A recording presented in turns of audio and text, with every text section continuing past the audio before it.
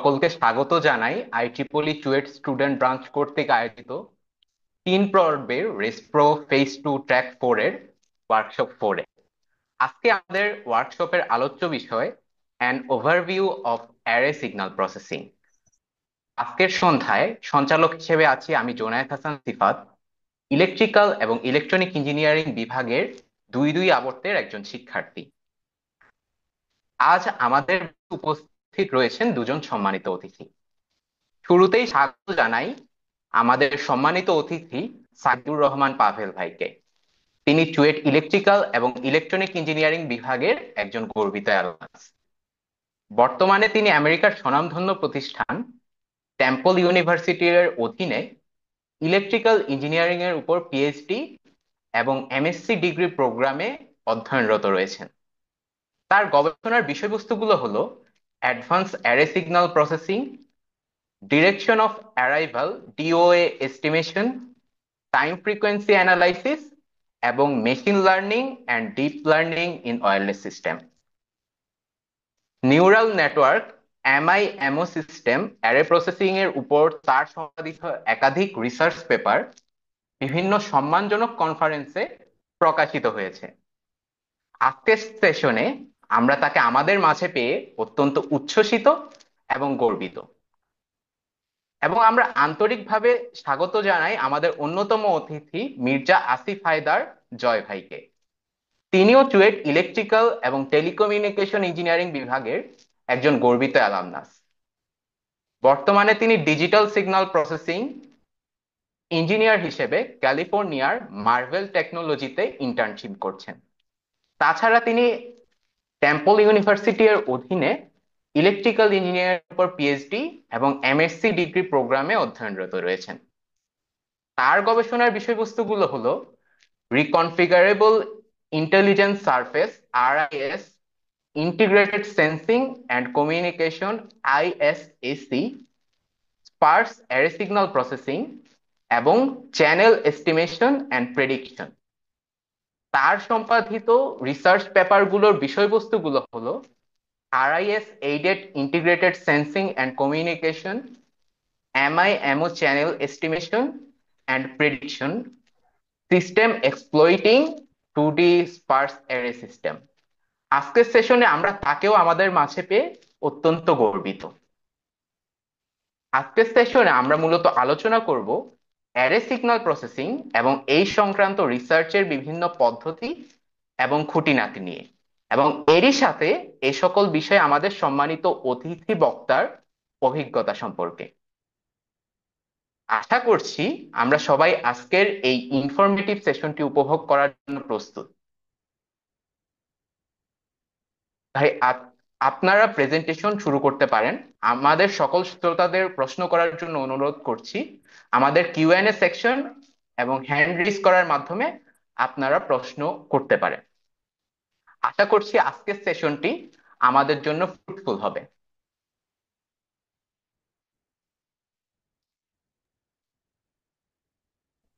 শুরু করবো। আপনারা জি, শুরু করতে পারেন আপনি। ওকে, আমি স্ক্রিন শেয়ার করছি।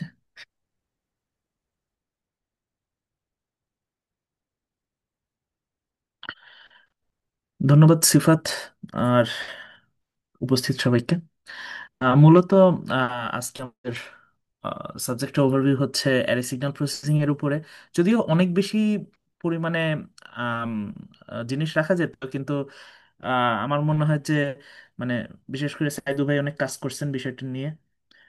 মানে অনেক বেশি হয়ে যেত, এর জন্য আমরা চেষ্টা করেছি যেটুকু বোঝানো যায় বা সহজভাবে ইন্ট্রোডাকশন করানো যায় সিস্টেমের সাথে ওইটুকু রাখার জন্য।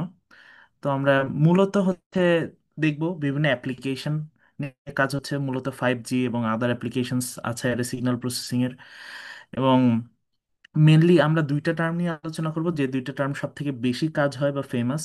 একটা হচ্ছে বিম ফর্মিং আর একটা ডিও এস্টিমেশন। মিনস আমরা যদি একাধিক এন্টিনা ইউজ করি, অ্যারে বলতে হচ্ছে একাধিক এন্টিনা আর কি, একাধিক এন্টিনা ইউজ করি এর মাধ্যমে কিভাবে, বা একাধিক সেন্সর বা এন্টিনা হোয়াট এভার ইউজ করি, তাহলে সেটা দিয়ে কিভাবে আমরা বিম ফর্মিং করতে পারি বা ডিও এস্টিমেশন করতে পারি। তো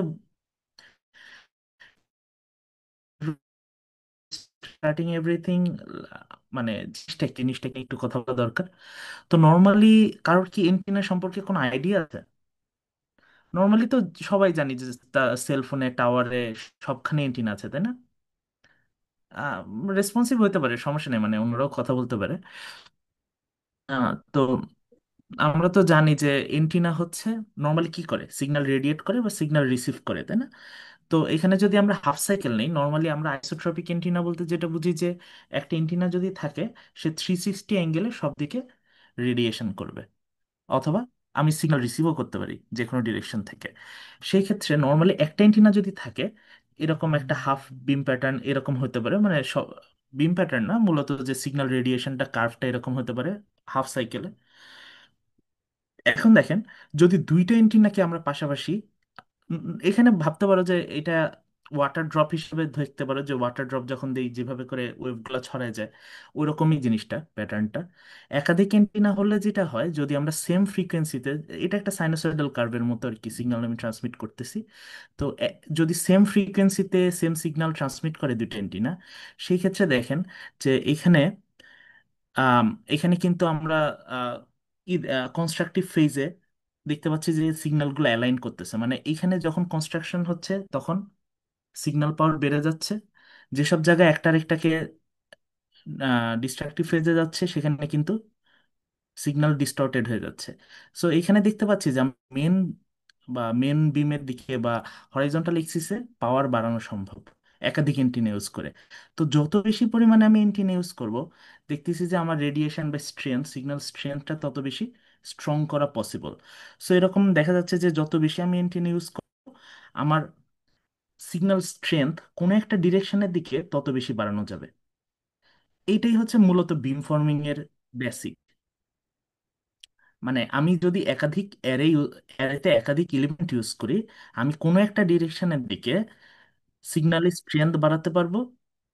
এবং সিগন্যাল স্ট্রেংথ বাড়ানোর সাথে সম্পর্ক কি, যত আমি স্ট্রেংথ কোনো একটা ডিরেকশনে বাড়াবো, তত কিন্তু আমি বেশি পাওয়ার সেদিকে ট্রান্সমিট করতে পারবো, যেটা 5G তে হয়ে আসতেছে।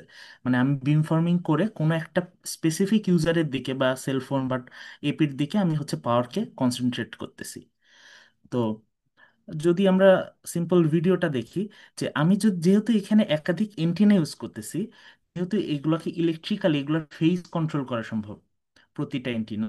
তো যদি আমি ফেজগুলোকে কন্ট্রোল করি, তাহলে কিন্তু এইভাবে করে আমি বিমের স্টিয়ারটা নির্ধারণ করতে পারবো, মানে কোন দিকে আমি বিমটা ফর্ম করতে চাই। সাথে মেন লোবের পাশাপাশি কিছু সাইড লোবও থাকে, এগুলো নিয়েও কথা বলা যায়, এগুলা পরে কথা বলা যাবে। মূলত হচ্ছে অ্যাপ্লিকেশনের দিক থেকে vast application array signal processing এর, কমিউনিকেশনের ক্ষেত্রে বর্তমানে যে এলটিই 5G, দুইটাতেই প্রচুর পরিমাণে হাইব্রিড বিমফর্মিং এবং মাল্টিপল এন্টিনা ইউজ করা হচ্ছে। সো সবাই, ইভেন ওয়াইফাই রাউটারের ক্ষেত্রেও দেখেছো সবাই যে এখন মাল্টিপল এন্টিনা থাকে। সো এগুলো হচ্ছে বিম ফর্মিং এর জন্য খুবই ইম্পর্টেন্ট। মানে আমি কোন একটা নির্দিষ্ট, আগে যেটা হতো যে সব দিকে আইসোট্রপিক বিম ফর্ম করা হতো, মানে রেডিয়েশন করা হতো। সো তুমি তোমার যতটুকু সিগন্যাল টু নয়েজ রেশিও দরকার, পুরোটুকু অ্যাচিভ করা পসিবল ছিল না। এখন যেহেতু বিম ফর্ম করা সম্ভব, আমরা নির্দিষ্ট দিকে সিগন্যালের অ্যামাউন্ট বাড়ায় স্ট্রেংথ বাড়াতে পারি। সো আমি অনেক বেশি পরিমাণে ব্যান্ডউইথ পাইতে পারি। ব্যান্ডউইথটা আসলে বলা যায় না, বাট সিগন্যাল পাওয়ারটা বাড়াইতে পারি। পাওয়ার বাড়ানো মানে হচ্ছে ওইদিকে আমি বেশি পরিমাণে এনার্জি ডিরেক্ট করতে পারবো, সো আমার ডাটা বাড়ানো সম্ভব। শুধু এটা না, কমিউনিকেশন ছাড়াও রাডার, সোনার বিভিন্ন ক্ষেত্রে এগুলো ইউজ করা, মানে অ্যারে মানে ব্যাপকভাবে ব্যবহার করা হয়। এখন যে অটোমেটিভ ভেহিকেলগুলো আছে, সেখানেও তো array signal processing vastly use হচ্ছে। মানে এমন না যে অ্যারে মানে এন্টিনা, অ্যারে মানে তোমার যে কোনো ধরনের সেন্সর হইতে পারে, এটা ক্যামেরা সেন্সর হইতে পারে, বা ক্যামেরা হইতে পারে, পাইজো হইতে পারে, মানে অনেক ধরনের সেন্সর হইতে পারে, এমন না যে শুধু এন্টিনাই হইতে হবে। মূলত আমরা এন্টিনা নিয়ে কাজ করি আর কি। যেমন এখানে সাউন্ডের জন্য এই যে আল্ট্রাসনিকের ক্ষেত্রে, এমআরআই এর ক্ষেত্রে এখন array signal processing vast use হচ্ছে। এছাড়া রেডিও অ্যাস্ট্রোনমি বা বিশেষ করে এখন দেখবা যে অনেকগুলা ল্যাপটপেই বলে যে এর এর সাউন্ড সিস্টেম আছে। মানে ফলে ডিরেক্টিভ সাউন্ড বা সাউন্ডের অনেক বেশি ভেরিয়েশন এখন করানো যায়। রেডিও অ্যাস্ট্রোনমিতে তো ইউজ হচ্ছে। এছাড়া এটার কথা কেউ জানো কিনা, ইভেন্ট হরাইজন টেলিস্কোপের এখন একটা মানে ব্ল্যাক হোলের ম্যাসিভ ছবি নেওয়া সম্ভব হয়েছে, মানে ওয়ার্ল্ড সাইজের একটা টেলিস্কোপ তৈরি করা গেছে এই অ্যারে তৈরি করে। এটাকে বলা হয় স্পার্স অ্যারে আর কি, মানে instead of one element multiple means telescope use করা হচ্ছে। ফলে যেহেতু পুরা ওয়ার্ল্ডের চারপাশ থেকে ছবিটা নেওয়া যাচ্ছে এবং সেই ছবিগুলোকে জয়েন জয়েন করা হচ্ছে, ফলে আমরা একটা মানে ম্যাসিভ এরিয়ার ছবি তুলতে পারতেছি, বা খুবই পিন পয়েন্ট যে মানে দেখা যাচ্ছে অনেক দূরে যে তারাগুলা থাকে, তার মানে আমাকে ওই চিকন একটা বিম ফর্ম করতে হচ্ছে, মানে অনেক বড় অ্যাপারচার ওয়ালা এন্টিনা লাগতেছে। অনেক বড় অ্যাপারচার মানে আমি যে ছবিটা দেখাইছি এখানে দেখো, মানে এর অ্যাপারচার যত বেশি এন্টিনা বাড়াচ্ছি আমি তত রেজলিউশন বাড়াইতে পারতেছি কোনো একটা নির্দিষ্ট দিকে। ফলে আমি হচ্ছে অনেক দূরের কোনো নক্ষত্রের ছবি অনেক ক্লিয়ারলি আগে থেকে তোলা যাচ্ছে আর কি এই ধরনের অ্যারে সিগন্যাল প্রসেসিং এর মাধ্যমে। সো যেটা বলা হচ্ছিল যে অ্যারে সিগন্যাল প্রসেসিং আসলে খুবই ডাইভার্সিফাইড ফিল্ড। যেমন এর ভিতরে আছে মাইমো সিস্টেম, খুবই মাল্টিপল ইনপুট মাল্টিপল আউটপুট, এখন সব থেকে বলতে পারো হট টপিকের একটা। ডিও এস্টিমেশন মিনস হচ্ছে, ধরো আমরা যদি রাডার ইউজ করি, আমরা বলি কি যে কোন একটা টার্গেটের দিকে কোন দিক থেকে আসতেছে এটা আমি জানতে চাই, ওইটা হচ্ছে direction of arrival estimation. Beam forming মানে হচ্ছে আমি অলরেডি জানি টার্গেটটা কোন দিকে, আমি এই দিকে পাওয়ারটা ম্যাক্সিমাইজ করতে চাই, অর্থাৎ ওই দিকে আমি সব থেকে বেশি সিগন্যাল দিতে চাই, সেটা বিম ফর্মিং। ডাইভার্সিটি করা সম্ভব হচ্ছে, ডাইভার্সিটি হচ্ছে মাল্টিপল এন্টিনার ক্ষেত্রে হচ্ছে মাল্টিপল মিনস মাইমোর আরেকটা পার্ট হচ্ছে ডাইভার্সিটি। মানে মাল্টিপল এন্টিনা এখানে ইউজ করা হচ্ছে, ওখানে রিসিভার ইউজ করা হচ্ছে, ট্রান্সমিটার ইউজ হচ্ছে, কিভাবে একাধিক ইউজারকে একসাথে আম, আমি পাওয়ার ট্রান্সমিট করতে পারি। এছাড়া লিনিয়ার অ্যালজেব্রা, সাবস্পেস মিনস এটার সাথে সাথে অ্যারে সিগন্যাল মডেলিং এর কিছু ইম্পর্টেন্ট পার্ট হচ্ছে নিচের গুলো, যেমন linear algebra, subspace analysis, Spurs signal representation and filtering. এর ভিতরে কিছু পোর্শন নিয়ে আজকে আমরা কথা বলবো। মূলত যেটা বলছিলাম যে মূলত, আচ্ছা শুরু করি হচ্ছে অ্যারে কনফিগারেশন দিয়ে। অ্যারে কনফিগারেশনে হচ্ছে দুইটা পার্ট আছে। আচ্ছা কেউ কি মানে কোনো উম, আচ্ছা আমরা যদি এখনো শুরু করি নাই, কারোর কোনো কোশ্চেন থাকলে যে হঠাৎ করে কিছুই বুঝতেছি না কি হচ্ছে, আগেই বলো, হ্যাঁ, সমস্যা নেই। তাহলে অ্যারে কনফিগারেশনের দুইটা পার্ট আছে, একটা হচ্ছে সেন্সর রেডিয়েশন প্যাটার্ন আর একটা হচ্ছে array geometry. Sensor radiation pattern means আমরা যেটা বলছি একটা এন্টিনা হলে আমরা কি করতে পারি যে আইসোট্রপিক রেডিয়েশন করতে পারি, মানে আমি সব দিকেই সমানভাবে পাওয়ারটাকে ট্রান্সমিট করতে পারি। কিন্তু আমার যদি কোনো স্পেসিফিক দিকে অনেক বেশি পাওয়ার ট্রান্সমিট করতে হয়, যেমন দেখো এদিকে কিন্তু আমার পাওয়ারের স্ট্রেংথটা অনেক বেড়ে যাচ্ছে, এখানে যেখানে ছিল 2 ডিবি এখানে কিন্তু অনেক বেশি 12 ডিবি পর্যন্ত পাওয়ার ট্রান্সমিট করতে পারতেছি কোনো একটা ডিরেকশনাল ওয়েতে। সেইটা হচ্ছে আমার ডিরেক্টিভ এন্টিনা, অথবা বলতে পারি যে মাল্টিপল অ্যারে বা মাল্টিপল সেন্সর অ্যারে ইউজ করা হয়েছে এখানে। আর অ্যারো জিওমেট্রিতে হচ্ছে দুই ধরনের, মানে দুইটা ভাগে ভাগ করা যায়। একটা হচ্ছে কি ধরনের অ্যারে, যেমন 1D 2D 3D অ্যারে, যেমন এখানে দেখতেছো যে এখানে মাল্টিপল এন্টিনা আছে একটা অ্যারেতে, এটা হচ্ছে 1D লিনিয়ার অ্যারে। অথবা হচ্ছে প্ল্যানার অ্যারে, এখানে হচ্ছে 2 ডাইমেনশনাল অ্যারে ফর্ম করা সম্ভব। এবং সেন্সরের লোকেশন অনুযায়ী অ্যারো জিওমেট্রি তৈরি করা যায়। সেন্সরের লোকেশন মিন্স এখানে দেখতে পারো এটাকে বলা হয় ইউনিফর্ম অ্যারে, মানে হচ্ছে আমার পরপর হাফ ওয়েভলেন্থ স্পেসে যদি আমি এলিমেন্টগুলোকে রাখি সেটা হচ্ছে ইউনিফর্ম অ্যারে। কিন্তু সেখানে যদি আমি হাফ ওয়েভলেন্থ স্পেসে না রেখে মাঝে যদি অনেক ফাঁকা রাখি, ফাঁকা রেখে রেখে সেন্সরকে স্থাপন করি, সেক্ষেত্রে সেটাকে বলা হয় নন ইউনিফর্ম অ্যারে। সো দুইটারই সুবিধা অসুবিধা আছে। মানে এখানে দেখতেছো যে এখানে এলিমেন্টগুলো পাশাপাশি থাকায় এর রেডিয়েশনটা খুব একদিকে মানে ইজি হয়। মানে এখানে মেন লোবটা অনেক বড় হবে, সাইড লোবগুলো অনেক ছোট হবে। মেন লোব মানে হচ্ছে যেটা এই এই মেন লোবটা যেদিকে আমি অ্যারেটাকে মেনলি ডিরেক্ট করতে চাই বা যেদিকে আমি বিমফর্ম করতে চাই, সাইড লোবগুলো অনেক ছোট হবে। কিন্তু যখন আমি এই রকম স্পার্স স্ট্রাকচার ইউজ করব, এই সাইড লোবগুলো অনেক বড় হবে বা গ্রেটিং লোবস আসবে, কারণ হচ্ছে আমার স্যাম্পলিং ফ্রিকোয়েন্সিটা ডিফারেন্ট হয়ে যাচ্ছে। মিন্স আমরা নাইকুয়েজ স্যাম্পলিং আর করতেছি না, সেই ক্ষেত্রে হচ্ছে সাইড লোবগুলো অনেক বড় হয়ে যাবে। So, এগুলো এখনই বোঝার কিছু নাই। মেনলি হচ্ছে দুই ধরনের অ্যারে আছে, একটা হচ্ছে ইউনিফর্ম, যদি লিনিয়ারের ক্ষেত্রে চিন্তা করি লিনিয়ার ইউনিফর্ম অ্যারে, অথবা নন ইউনিফর্ম অ্যারে। এখন আমরা শুরু করতে পারি, প্রথমে শুরু করি হচ্ছে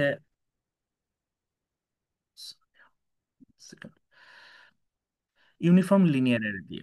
মানে ইউনিফর্ম লিনিয়ার অ্যারে মানে হচ্ছে এই ধরনের অ্যারে যেখানে আমার সবগুলো এলিমেন্ট পাশাপাশি হাফ ওয়েভলেন্থ স্পেসে আছে। এরকম অ্যারের ক্ষেত্রে আমি আসলে সিগন্যাল মডেলটা কি এটা আগে বোঝার চেষ্টা করি। ধরো এখানে দেখো, নর্মালি যখন আমরা ফার ফিল্ড কেস চিন্তা করি, মানে অ্যারের ক্ষেত্রে দুইটা কেস আমরা এন্টিনার ক্ষেত্রে চিন্তা করি, একটা হচ্ছে ফার ফিল্ড, একটা হচ্ছে near field. Far field array মানে ফার ফিল্ড সিগন্যাল মানে হচ্ছে যখন সিগন্যালটা এতটুকু দূরে আছে বা টার্গেটটা এতটুকু দূরে আছে যে সেখান থেকে যে আমি রেডিয়েশনটা পাচ্ছি, সেই রেডিয়েশনটা প্রতিটা এন্টিনাতে, রিসিভার এন্টিনাতে প্যারালালি আসতেছে। এই জিনিসটা কি বোঝা যাচ্ছে যে প্রতিটা রিসিভার এন্টিনাতে যদি প্যারালালি আসে সেটা হচ্ছে ফার ফিল্ড সিগন্যাল। এই সিগন্যালটার ক্ষেত্রে যেটা দেখতেছি যে এখানে আমার রিসিভার এন্টিনা, ধরো এখানে ধরো পাঁচটা সেন্সর আছে বা পাঁচটা এন্টিনা আছে, এটাকে যদি আমি রেফারেন্স সেন্সর ধরি, সেই ক্ষেত্রে পাশের রেফারেন্স সেন্সরটা একটু ডিলেতে সিগন্যাল আসতেছে। কারণ কি? যেহেতু এখানে সিগন্যালটা আছে, এখানে যতটুকু টাইমে আসবে এখানে আর একটু ডিলেতে আসবে সেম সিগন্যালটা, তাই না?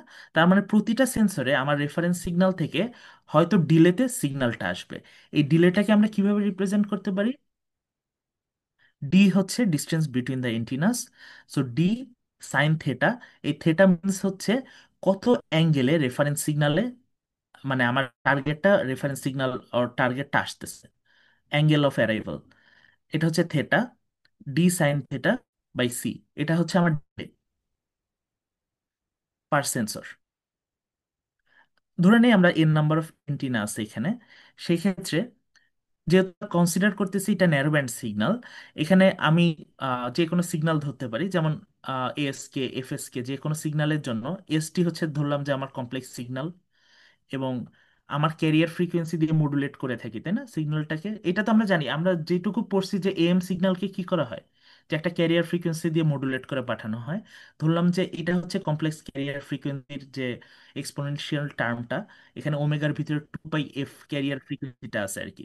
মানে আমি সিগন্যাল পাঠাচ্ছি হচ্ছে এসটি, সাথে ক্যারিয়ার ফ্রিকোয়েন্সি মাল্টিপ্লাইড অবস্থায় আছে টার্মটা আর কি, not carrier frequency directly, phase phase টার্মটা আর কি। এটা আমার কাছে যখন আসতেছে, আমার ন্যারো ব্যান্ড সিগন্যালের একটা অ্যাজাম্পশন হচ্ছে যখন আমি সিগন্যালটা রিসিভ করব সব এন্টিনাতে, সিগন্যালটা এই ডিলের জন্য সিগন্যালটা চেঞ্জ হবে না। মিন্স বেস ব্যান্ড যে সিগন্যালটা এস টি, এই ডিলেটা খুবই সামান্য, তাই এই সিগন্যালটা চেঞ্জ হবে না। কি চেঞ্জ হবে? আমার ক্যারিয়ার ফ্রিকোয়েন্সিতে যে ডিলে, সেই ডিলেটা চেঞ্জ হবে। এটা কি বোঝা যাচ্ছে? মানে আমি একটা ট্রান্সমিট সিগন্যাল করতেছি, যেটা আমি হচ্ছে এই এন্টিনাগুলো দিয়ে রিসিভ করতেছি, মানে হচ্ছে আমার টার্গেটটা কোন দিকে আছে আমি এটা জানতে চাচ্ছি, হ্যাঁ। তো এইটা হচ্ছে সে সিগন্যালটা ট্রান্সমিট করছে। আমি তো রাজনীতিটা চিন্তা করতেছি, যেমন কালকে যেমন toilet আহ, এই সিগন্যালটা হচ্ছে ট্রান্সমিট করছে এসটি, ক্যারিয়ার ফ্রিকোয়েন্সি দিয়ে মডুলেট করে, এবং সেই সিগন্যালটা আমি হচ্ছে কিছুটা ডিলেতে রিসিভ করতেছি, কিন্তু সেই ডিলেটা আমার কোনো বেস ব্যান্ড সিগন্যালে এফেক্ট করতেছে না, শুধুমাত্র আমার ক্যারিয়ারের এফেক্ট করতেছে। ক্যারিয়ারে একটা ফেজ অ্যাড হচ্ছে। সেই ফেজটা কিসের জন্য অ্যাড হচ্ছে? যেহেতু আমার প্রত্যেকটা এন্টিনা ডিফারেন্ট ডিস্টেন্সে আছে, ওই ডিলেটা অ্যাড হচ্ছে প্রতিটা এন্টিনাতে।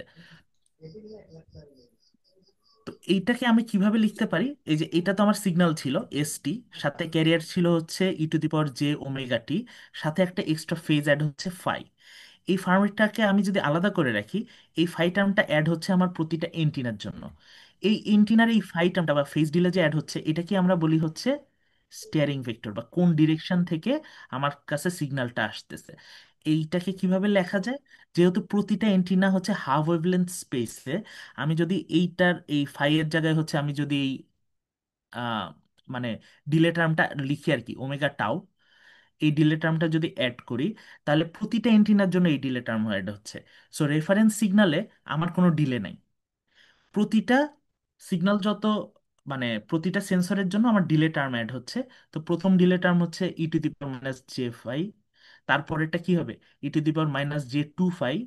এভাবে করে করে যদি আমার এন নাম্বার অফ এন্টিনা থাকে, প্রথমটাতে যেহেতু কোনো ডিলে নাই, জিরো ডিলে, তাহলে 0 1 2 3 4 n-1 পর্যন্ত ডিলে অ্যাড হচ্ছে।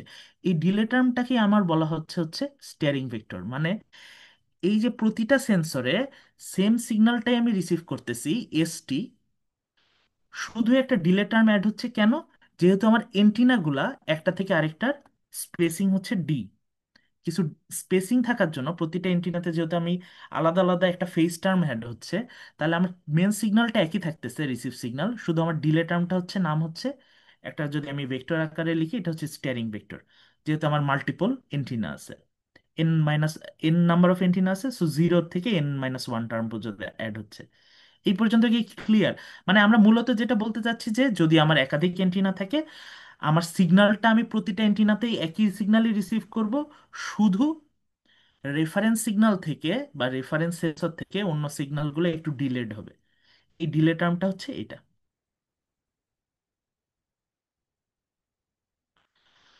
এই ডিলে টার্মটাকে আমরা কি বলতেছি? Steering vector. মূলত এখানে যে ক্যারিয়ার ফ্রিকোয়েন্সি টার্মটা ছিল, এই ক্যারিয়ার ফ্রিকোয়েন্সিটাকে কিন্তু বেস ব্যান্ড যখনই আমি রিসিভ করি ফিল্টারিং আউট করে শুধুমাত্র লো সিগন্যালটাকে রাখা হয়, মানে বেস ব্যান্ড সিগন্যালটাকে রাখা হয়।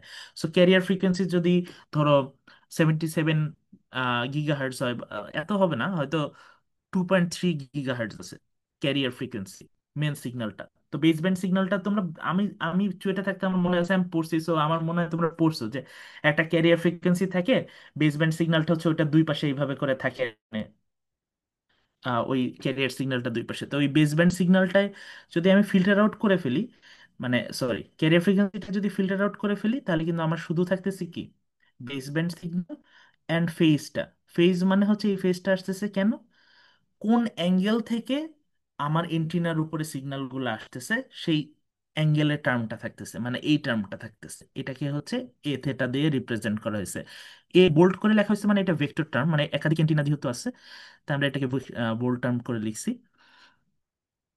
তো এভাবে যদি চিন্তা করো, তার মানে এখন কি দাঁড়াচ্ছে, এখানে কিন্তু খুব ক্লিয়ার হয়ে গেছে একটা বিষয়, যে আমি প্রতিটা এন্টিনা দিয়ে, মানে একটা এন্টিনা দিয়ে যেটুকু আমি সিগন্যাল রিসিভ করতে পারতাম, আমি মাল্টিপল এন্টিনা দিয়ে আমি সেম সিগন্যালটাকে, মানে আমি স্যাম্পলিং বাড়াইতে পারতেছি, সেম সিগন্যালটাকে রিসিভ করতেছি, শুধু প্রতিটা এন্টিনার জন্য একটা ডিলে টার্ম অ্যাড হচ্ছে, সেটা হচ্ছে এ থেটা। সো আমি যদি এই ডিলে টার্মটা যেহেতু আমার নোন, মানে আমি যেহেতু আমি জানি যে আমার এন্টিনাগুলো কত স্পেসিং এ আছে এবং ফ্রিকোয়েন্সিটা কি, আমি যদি ডিলে টার্মটা ক্যান্সেল করে দেই কোনো একটা ওয়েট ক্যালকুলেশনের মাধ্যমে বা ক্যালিব্রেশনের মাধ্যমে, সেই ক্ষেত্রে কিন্তু আমি পিওর রিসিভ সিগন্যালটা, মানে স্ট্রেংথ হাই, বেশি স্ট্রেংথের রিসিভ সিগন্যালটা পাওয়া পসিবল, মিনস আমার এসটিটা, সিগন্যাল পাওয়ারটা অনেক বাড়ানো পসিবল। সো এটাই এখানে দেখানো হয়েছে। তাহলে আমার যদি প্রথমে ক্যারিয়ার সিগন্যালটাকে রিমুভ করে দেই, তাহলে আমার টার্ম থাকতেছে এসটি, এ থেটা। এ থেটা হচ্ছে স্টিয়ারিং ভেক্টর, যেটা ডিলেটা অ্যাড হয়েছে। সো আমি যদি এখানে এই অ্যাডজাস্ট করি ওয়েটগুলাকে, মানে ইলেকট্রনিক্যালি আরএফ দিয়ে, আম, মানে আরএফ চেইন বলে আর কি, আরএফ চেন দিয়ে আমরা হচ্ছে এই সিগন্যালটাকে কি করতে পারি, আরএফ চেন এখানে বলতে পারি, আরএফ চেনও ইউজ হয়। তো মানে এই ওয়েটগুলোকে আমি ক্যালিব্রেট করে আমি ইজিলি এই এ থেটা টার্মটাকে বাদ দিয়ে দিতে পারি, সেক্ষেত্রে আমার রিসিভ সিগন্যাল কিন্তু থাকতেছে খালি এসটি টার্ম। এই যে এইখানে দেখো, এই ডাব্লিউ টার্মটা যদি সেম হয় এ থেটার, সেক্ষেত্রে কিন্তু আমরা এই দুইটা টার্ম ক্যান্সেল আউট করে এস থিটাকে এন এন নাম্বার অফ টার্মে হাই করতে পারি। তো এইখানে যে এই যে নাম্বার অফ এলিমেন্টের যে প্রভাবটা, মানে আমরা তাহলে বুঝলাম যে এর জিওমেট্রির একটা বড় প্রভাব আছে, যে আমি যে সিগন্যাল করব এটা স্ট্রেংথ কেমন হওয়া পসিবল। যেমন এখানে দেখা যাচ্ছে যদি আমি আহ, যেমন হচ্ছে আমার যদি মেইন লোবটা হয় হচ্ছে 0 ডিগ্রিতে, তো আমি যদি 6টা এন্টিনা ইউজ করে থাকি এবং 6টা এন্টিনার ওয়েট গুলাকে যদি আমি আমি তো জানি যে আমার কোন দিক থেকে, ধরলাম আমি 0 ডিগ্রি, মানে বোর্ড সাইড থেকে, 0 ডিগ্রিকে বোর্ড সাইড বলা হয়, এই বোর্ড সাইড থেকে সিগন্যালটাকে আমি রিসিভ করতেছি। সেই ক্ষেত্রে যদি আমি ওয়েট গুলাকে 0 ডিগ্রির জন্য অ্যালাইন করে দিই, ওয়েট মানে কি, ফেজ, তাই না, মানে আমি জাস্ট এই ফেজ গুলাকে ক্যান্সেল করতেছি, যে ফেজ গুলাতে আমি রিসিভ করছি 0 ডিগ্রি, প্রতিটা এন্টিনা যে ফেজ পাচ্ছি এক্সট্রা, ওই ফেজ টার্ম গুলাকে রিমুভ করে দেই ওয়েট ক্যালকুলেট করে। সেক্ষেত্রে দেখতেছি 6টা এন্টিনার জন্য এখানে আমার হয়তো 5 ডিগ্রি একটু বেশি সিগন্যাল পসিবল, এই directional signal, you can see like the main lobe is very very sharp, right. আর এখানে সাথে কিছু সাইড লোব থাকে, মানে সাইড লোব কেন আসে এটার খুব মজার একটা হিসাব আছে, আমি জানি না এটা বললে এখন বুঝবা কিনা। কেউ কি এই পর্যন্ত কেউ কি কিছু বুঝতেছে? আমি একটু, আমার একটু শিওর হওয়া দরকার, না হলে আসলে সামনে আগানোটা খুব কঠিন হয়ে যাবে। কারোর কোনো কোশ্চেন থাকলে আমার ধারণা এখন একটু করা উচিত, মানে কিছু মানে সবকিছু কি মাথার উপর দিয়ে যাচ্ছে? দরকার আরেকবার বলা যাবে। কেউ কিছু জিজ্ঞেস করতে চায়? ঝামেলা ভাই বুঝা। মোটামুটি ক্লিয়ার ভাই। অনেক ক্লিয়ার। জিনিসপাতি বুঝতে পারছি, বাট কিছু জিনিস একটু ইয়ে আছে আর কি। ওইটা আর কি জিজ্ঞেস করতে পারো। মেনলি হচ্ছে আমার হচ্ছে এসটি হচ্ছে আমার রিসিভ সিগন্যাল ধরো, আর এ থেটা যেটা, এই এ, এটা তো ভেক্টর বলতেছি। এ থেটা মানে হচ্ছে আমার কোন অ্যাঙ্গেল থেকে সিগন্যালগুলো আসতেছে ওইটার ফেজ, মানে অ্যাঙ্গেলটাকে আসলে ফেজ দিয়ে রিপ্রেজেন্ট করা হয় অ্যারেতে। তো আমি যদি এই ফেজগুলোকে ক্যান্সেল করে দিতে পারি তাহলে কি প্রত্যেকটা এন্টিনার জন্য আমি আলাদা আলাদা করে রিসিভ সিগন্যাল পাওয়া পসিবল। সো ওই রিসিভ সিগন্যালগুলোকে যদি আমি সামেশন করি, বা যেহেতু প্রত্যেকটা এন্টিনাতে আলাদা আলাদা আমি মানে পাওয়ার পাইতে পারি, তাহলে কি আমি অনেক পাওয়ার বাড়াইতে পারি না একটা এন্টিনার তুলনায়? সেইটাই আমরা করার চেষ্টা করতেছি মূলত। সো যত বেশি এন্টিনা ইউজ করব, যেমন 10টা এন্টিনা ইউজ করলে দেখা যাচ্ছে যে আমি যদি জানি যে আমার সিগন্যালটা 0 ডিগ্রিতে আছে, এই সিগন্যালটার মেন লোবটাকে কিন্তু আমি অনেক আহ, মানে প্রায় 10 ডিবি পর্যন্ত হাই করতেছি। আর সাইড লোবের ক্যালকুলেশনটা আসতেছে হচ্ছে ফাইনাইট সিগন্যাল থেকে। এই জিনিসটা বললে এখন বুঝবা কিনা আমি জানি না, তোমরা এটা পড়ছো। সেটা হচ্ছে যদি আমার ফাইনাইট পরিমাণ স্যাম্পল থাকে, আচ্ছা যদি আমার ইনফাইনাইট পরিমাণ একটা ডিসি সিগন্যাল থাকে, ওয়ান, সেটাতে আমি ফ্রিকোয়েন্সি ডোমেনে কি পাবো? ইম্পালস রেসপন্স পাবো না একটা? এটা কি বুঝো? ইম্পালস রেসপন্স মানে হচ্ছে যদি আমার ইনফাইনাইট নাম্বার অফ স্যাম্পল থাকে তাহলে হচ্ছে আমি একটা ইম্পালস ফাংশন পাই। কিন্তু যদি আমার ফাইনাইট পরিমাণ স্যাম্পল থাকে তাহলে হচ্ছে আমরা একটা সিঙ্ক ফাংশন পাই। তো এখানে হচ্ছে যেহেতু আমার ফাইনাইট নাম্বার অফ স্যাম্পল আছে বা ফাইনাইট নাম্বার অফ এলিমেন্ট আছে অ্যারেতে, তাহলে আমরা একটা হচ্ছে কি পাবো? সিঙ্ক ফাংশনের মতো মেন লোব পাবো একটা, যেমন এটা হচ্ছে মেন লোবটা পাবো, সাথে ছোট ছোট মানে হাই ফ্রিকোয়েন্সির একটা মেন লোব পাবো, আর মানে অন্য ফ্রিকোয়েন্সি গুলোর জন্য সাইড লোব পাবো। এটাই আসলে আসছে এখানে। এটা হচ্ছে আমার মেন লোব। মেন লোব মানে হচ্ছে যে বললাম যে 10টা এন্টিনা আছে, আমি খুব একটা ফ্রিকোয়েন্সিতে 0 ডিগ্রির যে বোর্ড সাইডে আমি খুব হাই মেন লোব পাচ্ছি, সাথে ছোট ছোট সাইড লোব পাচ্ছি অন্য ডিরেকশনে। এটা মানে এটা আস্তে আস্তে বুঝবার আর কি, যদি এই ফিল্ডে আরো ইন্টারেস্ট থাকে। যাই হোক, সাথে সাথে আরেকটা বিষয় হচ্ছে আমরা কিন্তু এই স্টেয়ার, এটা আমরা বললাম বোর্ড সাইডে, বাট চাইলে কিন্তু আমরা অন্য দিকে, যদি আমি জানি যে আমার অন্য অ্যাঙ্গেলে আসতেছে, মানে 30 ডিগ্রি থেকে আমি হচ্ছে বিম রিসিভ করতেছি বা আমি সিগন্যাল রিসিভ করতেছি, সেই ক্ষেত্রে কিন্তু আমরা অ্যাঙ্গেল গুলাকে চেঞ্জ করে করে সেই দিকে আমরা সিগন্যালটাকে রিসিভ করতে পারি, বা ওই দিকেও কিন্তু আমরা বিম ফর্ম করতে পারি। তাহলে তাহলে আমরা মেনলি বিম ফর্ম বলতে এই যে এটা যেটা বুঝতেছি যে sensor array for directional signal transmission আর রিসিপশন, মানে হচ্ছে আমরা কোনো একটা ডিরেকশনে যদি সিগন্যাল ট্রান্সমিট করতে চাই বা রিসিভ করতে চাই, সেটাই হচ্ছে বিম ফর্মিং। মূলত এইটাই হচ্ছে এখানে দেখানো হচ্ছে। তো বিম ফর্মিং এ আরেকটা বিষয় হচ্ছে যেটা বলা হচ্ছিল যে আমাদের মেন লোবের পাশাপাশি সাইড লোব থাকে। তো ধরো এখানে একটা গাড়ি আছে যার সাথে আমি কমিউনিকেট করতেছি, বা একটা প্লেন ধরতে পারো যে আমি এই প্লেনটা এই ডিরেকশন আছে, আমি এই প্লেনের ডিরেকশনে কমিউনিকেট করতেছি। সমস্যাটা হচ্ছে আমরা যেটা বলতেছিলাম যে মেন লোবের পাশাপাশি আমাদের কিছু ছোট ছোট সাইড লোব থাকে, তাই না? যদিও এটা দেখতে অনেক ছোট, এটা ডিপেন্ড করতেছে বিভিন্ন অ্যারে প্যাটার্নের উপরে, কখনো কখনো সাইড লোব অনেক বড় হয়।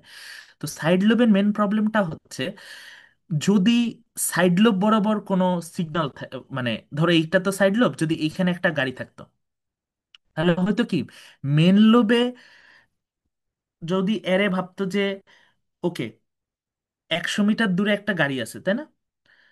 আর এখানে যদি 10 মিটার দূরেও গাড়িটা থাকে, পাওয়ার যদি সেম হয়, সে ধরে নেবে কি যে এই গাড়িটা আসলে 100 মিটার দূরে নাই, কারণ ও তো সাইড লোব বুঝে না। আমরা যখন ক্যালকুলেট করি আমরা শুধু ধরে মেন লোবটা।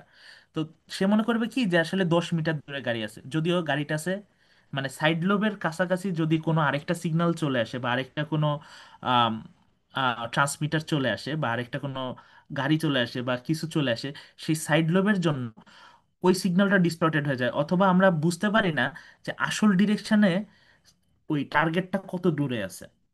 তো এর জন্য কি করতে হয় যে কিছু কিছু ডিরেকশনে আমি যদি জানি যে এই ডিরেকশন থেকে আমার ইন্টারফারেন্স আসতে পারে, যেহেতু আমি বিম ফর্ম করতেছি, মানে কি আমি অলরেডি জানি যে আমার টার্গেট কোথায় এবং আমার ইন্টারফারেন্স কোথায়। ইন্টারফারেন্স বলতে হচ্ছে ধরো একটা জ্যামার আছে যে আমার সিগন্যালটাকে জ্যাম করতে চাচ্ছে। আমি জানি যে আমার সিগন্যালের জ্যামারটা কোথায়। সেক্ষেত্রে আমি কি করতে চাবো, যে জ্যামার যে ডিরেকশনে আছে সেই ডিরেকশনের জন্য আমার কোনো সাইড লোব না থাকে, অথবা আমার মেন লোবের কোনো পোর্শন যেন ওই ডিরেকশনে না থাকে। এবং আরেকটা কি চাবো, যে ডিরেকশনে আমার টার্গেটটা আছে, আমার ইউজার আছে, সেই ডিরেকশনের জন্য আমি বিমটাকে ম্যাক্সিমাইজ করতে পারি। এগুলা থেকে আসছে হচ্ছে ইন্টারফারেন্স বা জ্যামার। তো এর জন্য হচ্ছে বিভিন্ন ধরনের অ্যালগোরিদম ইউজ করা হয়। কমন একটা হচ্ছে zero forcing algorithm. Zero forcing মানে কি, একটু আগে আমরা কি বলছি, যে আমাদের রিসিভ সিগন্যালটা এসটি ছিল, এখন ধরো এসটির বদলে আমরা লিখলাম ডিটি। আপাতত ধরো যে এসটি না, এর সিগন্যালটা হচ্ছে ডিটি, আমার ডিজায়ার্ড সিগন্যাল যেটা। আর এ থেটা এটা হচ্ছে আমার স্টিয়ারিং ভেক্টর, মানে যে ডিরেকশনে আমি টার্গেটটা আছে। আর যেটি হচ্ছে সিগন্যাল পাওয়ার, কি জ্যামারের সিগন্যাল পাওয়ার। সিগন্যাল আর কি, পাওয়ার এটা amplitude not magnitude, sorry, not power. তো এখানে হচ্ছে সাথে এই টার্মটা হচ্ছে তোমার স্টিয়ারিং ভেক্টর, মানে হচ্ছে কোন ডিরেকশনে আমার জ্যামারটা আছে, প্লাস যে গাউসিয়ান নয়েজ, আমরা ধরে নিই যে নর্মাল কিছু নয়েজ, যেমন থার্মাল নয়েজ ইন্ট্রোডিউস হবে বা আমার এন্টিনার জন্য, সেই নয়েজটাকে হচ্ছে গাউসিয়ান ধরে নিতে পারি। যে এই হচ্ছে আমার টোটাল সিগন্যাল আছে। তার মানে আমার ডিজায়ার্ড সিগন্যাল আছে, আমার ইন্টারফারেন্স সিগন্যাল আছে, প্লাস নয়েজ আছে। এটা হচ্ছে আমার রিসিভ সিগন্যাল।